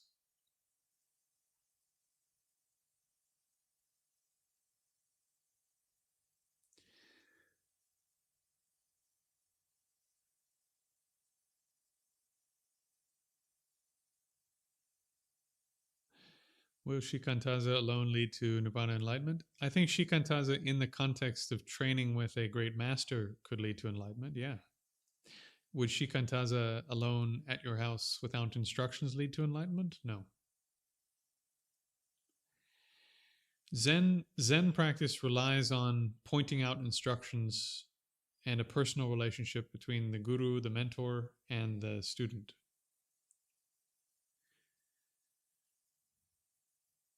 That's how those practices work. If you look at the history of shikantaza, if you look at the history of zazen, they come through Chinese Chan tradition, and it's an advanced practice. You would spend years doing various monastery duties, studying texts, memorizing texts, reciting texts, debating and discussing these things with your teachers and fellow students, years. And then after some time, you would do shikantaza. You do your just sitting practice as an advanced practice. Even if you're doing it sort of along the way too, you have all of these other moving parts that are giving you the other stuff you need to turn that kind of practice into realization. And then on top of all that, you have your teacher there and you have experiences and you go, this happened. And they go, yeah, that's it. Or they go, that's shit. Go back to your cushion. And without that one-on-one connection, I don't think it can lead. I don't think it can lead to. I mean, very often it won't even lead to normal levels of meditative capability because that technique depends upon you sitting for really long periods of time. In retreat, it's fantastic. In real life, not so good. As a matter of fact, I think it's horrifically bad in real life. Unless you can do it, but nobody can do it. So I teach shikantaza style practice. I call it Foundation 4. The real name is Mahamudra practice. But I teach it after you can make your mind calm at will.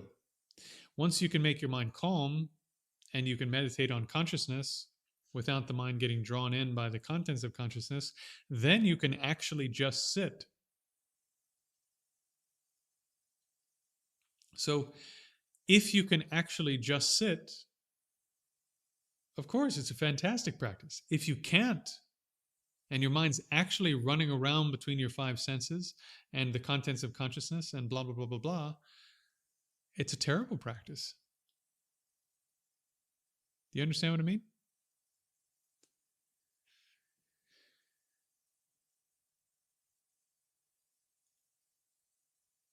So if you did 5 minutes of intensive breath meditation and got your mind to go where you want, and then you did 15 minutes of body scanning meditation, made the mind really calm, and then you did 10 minutes of opening the 5 external sense gates so that the mind was non-reactive in regards to the 5 external senses, and then you did 10 minutes of meditating on consciousness itself in a state of non-doing, observing the contents of consciousness, and then you zoomed out and did nothing, just sitting for 20 minutes.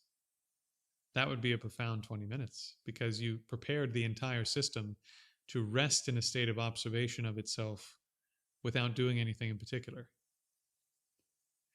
But if instead you sit there for an hour constantly looking at, oh, my neck hurts, this hurts, how long was the timer going to go off in 10 minutes?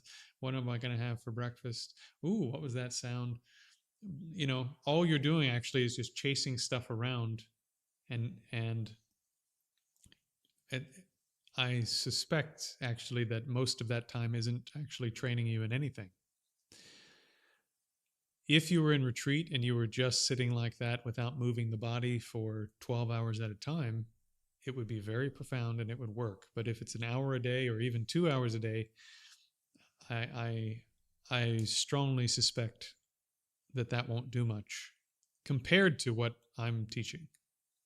And I'm not saying that because I'm teaching it. I'm saying it because I've trained in a lot of stuff. And I've been managing Facebook groups for Buddhists for 10 years.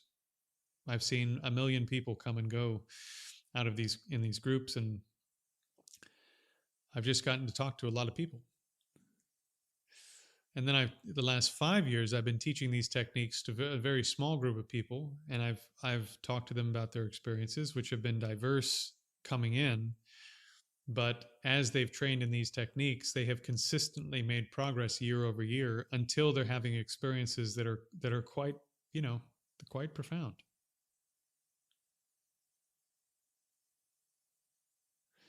So those kinds of experiences with other types of practice outside of intensive retreat, I don't see how you would get there.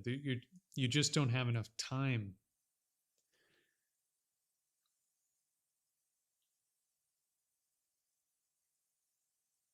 Okay, I'm getting too weird, I think.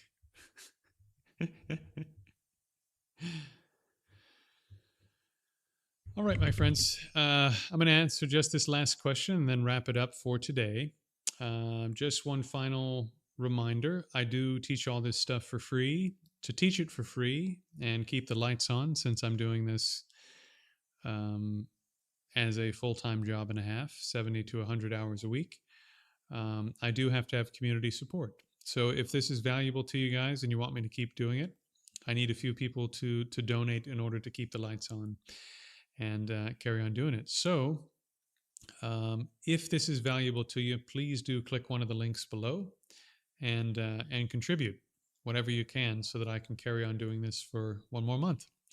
If you'd like to become a member on YouTube, that's also quite valuable since it's recurring, or a member on School down below, same thing. All those resources are available for free already, but I'm building a community through the School community where once that gets built up to about 100 people, and I'm going to cap it probably at 200, so somewhere between 100 and 200, we'll have enough people that are training seriously, learning the same material, doing retreat, etc., that cohesive community, one, will be supporting all the teaching activities that I do, and two, we'll be able to financially support each other when we want to do serious retreat. So, for example, if you wanted to go into retreat for 2 weeks this month, probably financially that would be really hard for most of us.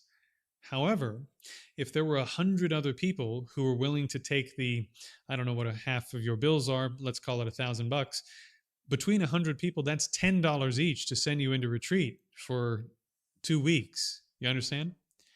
So for the whole community, each year we could probably send, 20 people into retreat for $20 each a month. And then we could all do really profound practice, and the whole community could rotate, over a 3-year period. Everybody would get to do a couple weeks of retreat, blah, blah, blah, blah, blah. Whoever needed the support, we could support them in their practices. So I'm trying to build this community through the School community. So if that sounds interesting to you, consider joining the School, which is linked down below. Okay, so now the last question. Would you recommend a Buddhist with ADHD taking ADHD medication? Yeah, 100%. Yeah, take your medications. No one should stop their medications. Talk to your doctor. As your meditation improves, talk to your doctor about reducing it if you don't need doses that are as strong anymore. Absolutely. If you have manic depression, take your drugs so that your mind is manageable enough that you can do the training that over the long term might help with the condition. If you're OCD, take your drugs so that your OCD is manageable enough that you can train in something that over 10 years might make the symptoms a lot less. There's nothing wrong with taking something that helps you temporarily so that you're functional enough to do something that over the long run will make your condition easier to deal with or reduce your symptoms. You know what I'm saying? So that goes for manic depression, OCD, autism. If you need medication, take your medication for sure. And then over a long period, 5 years, 10 years, 15 years of consistent training, I've noticed with other people, you might see if this is as bad as it was, let's say, it might reduce down to half. Well, if you need half the amount of medication and most of the time your mind is only half as bad as it is now, that's probably a huge improvement, right? to say nothing of if it becomes less than half, right? So I've certainly seen those kinds of things happen in the past.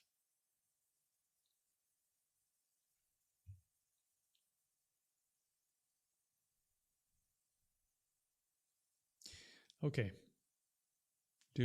I don't really know much about Ungoris, Lewis. 1,002 weeks. DJ, everything I do is free. Oh, you're saying, oh yeah, the retreat. No, what I mean is that, like, if you were going to do a retreat, for example, and you needed to pay your bills and get to the retreat and pay for the retreat, let's say that the whole thing costs $1,000. If there's 100 of us or 200 of us, and we're have agreed as a community to split the cost of trying to send everyone into retreat when they do retreats, then we can help you go into retreat, because you're going to have bills at your house, not just the cost of the retreat.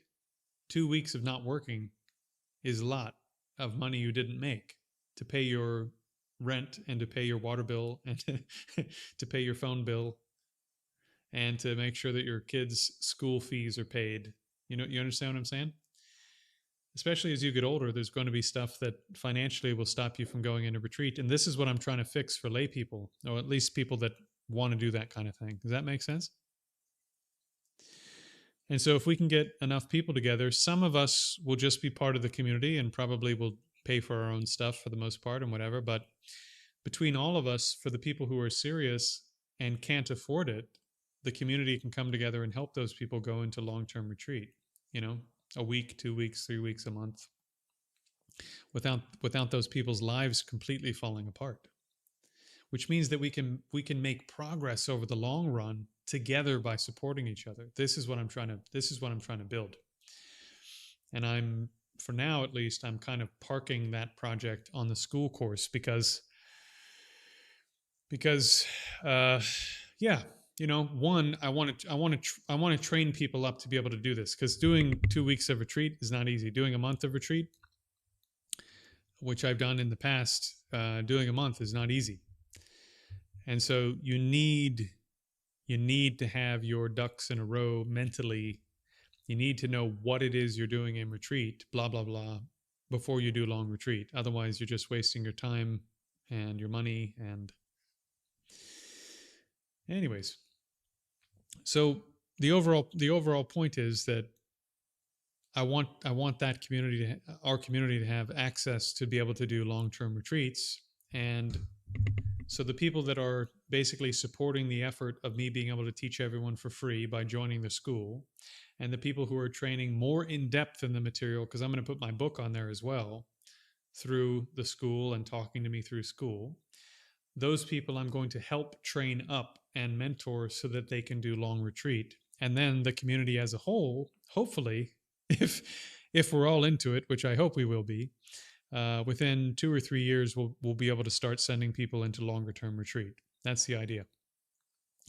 Whatever kind of retreat you want to do, if you want to do Goenka, if you want to do Thai forest, if you want to do Tibetan Tantra, it doesn't matter to me. Just the fact that we get, there needs to be some vetting of who you're going and who you're going to and blah, blah, blah. But yeah, I want people to be able to do serious practice as lay people. And one of the things that stops us is that we don't have the money to be able to go into retreats because we have other bills and responsibilities in the real world. So anyways, this is part of what I'm building in using the school course at the moment. I may move it over to an independent website at some point, but for now I have it parked on school. Yeah, makes sense? All right, my friends, good to see you all. Thank you for coming. Hope to see you again soon.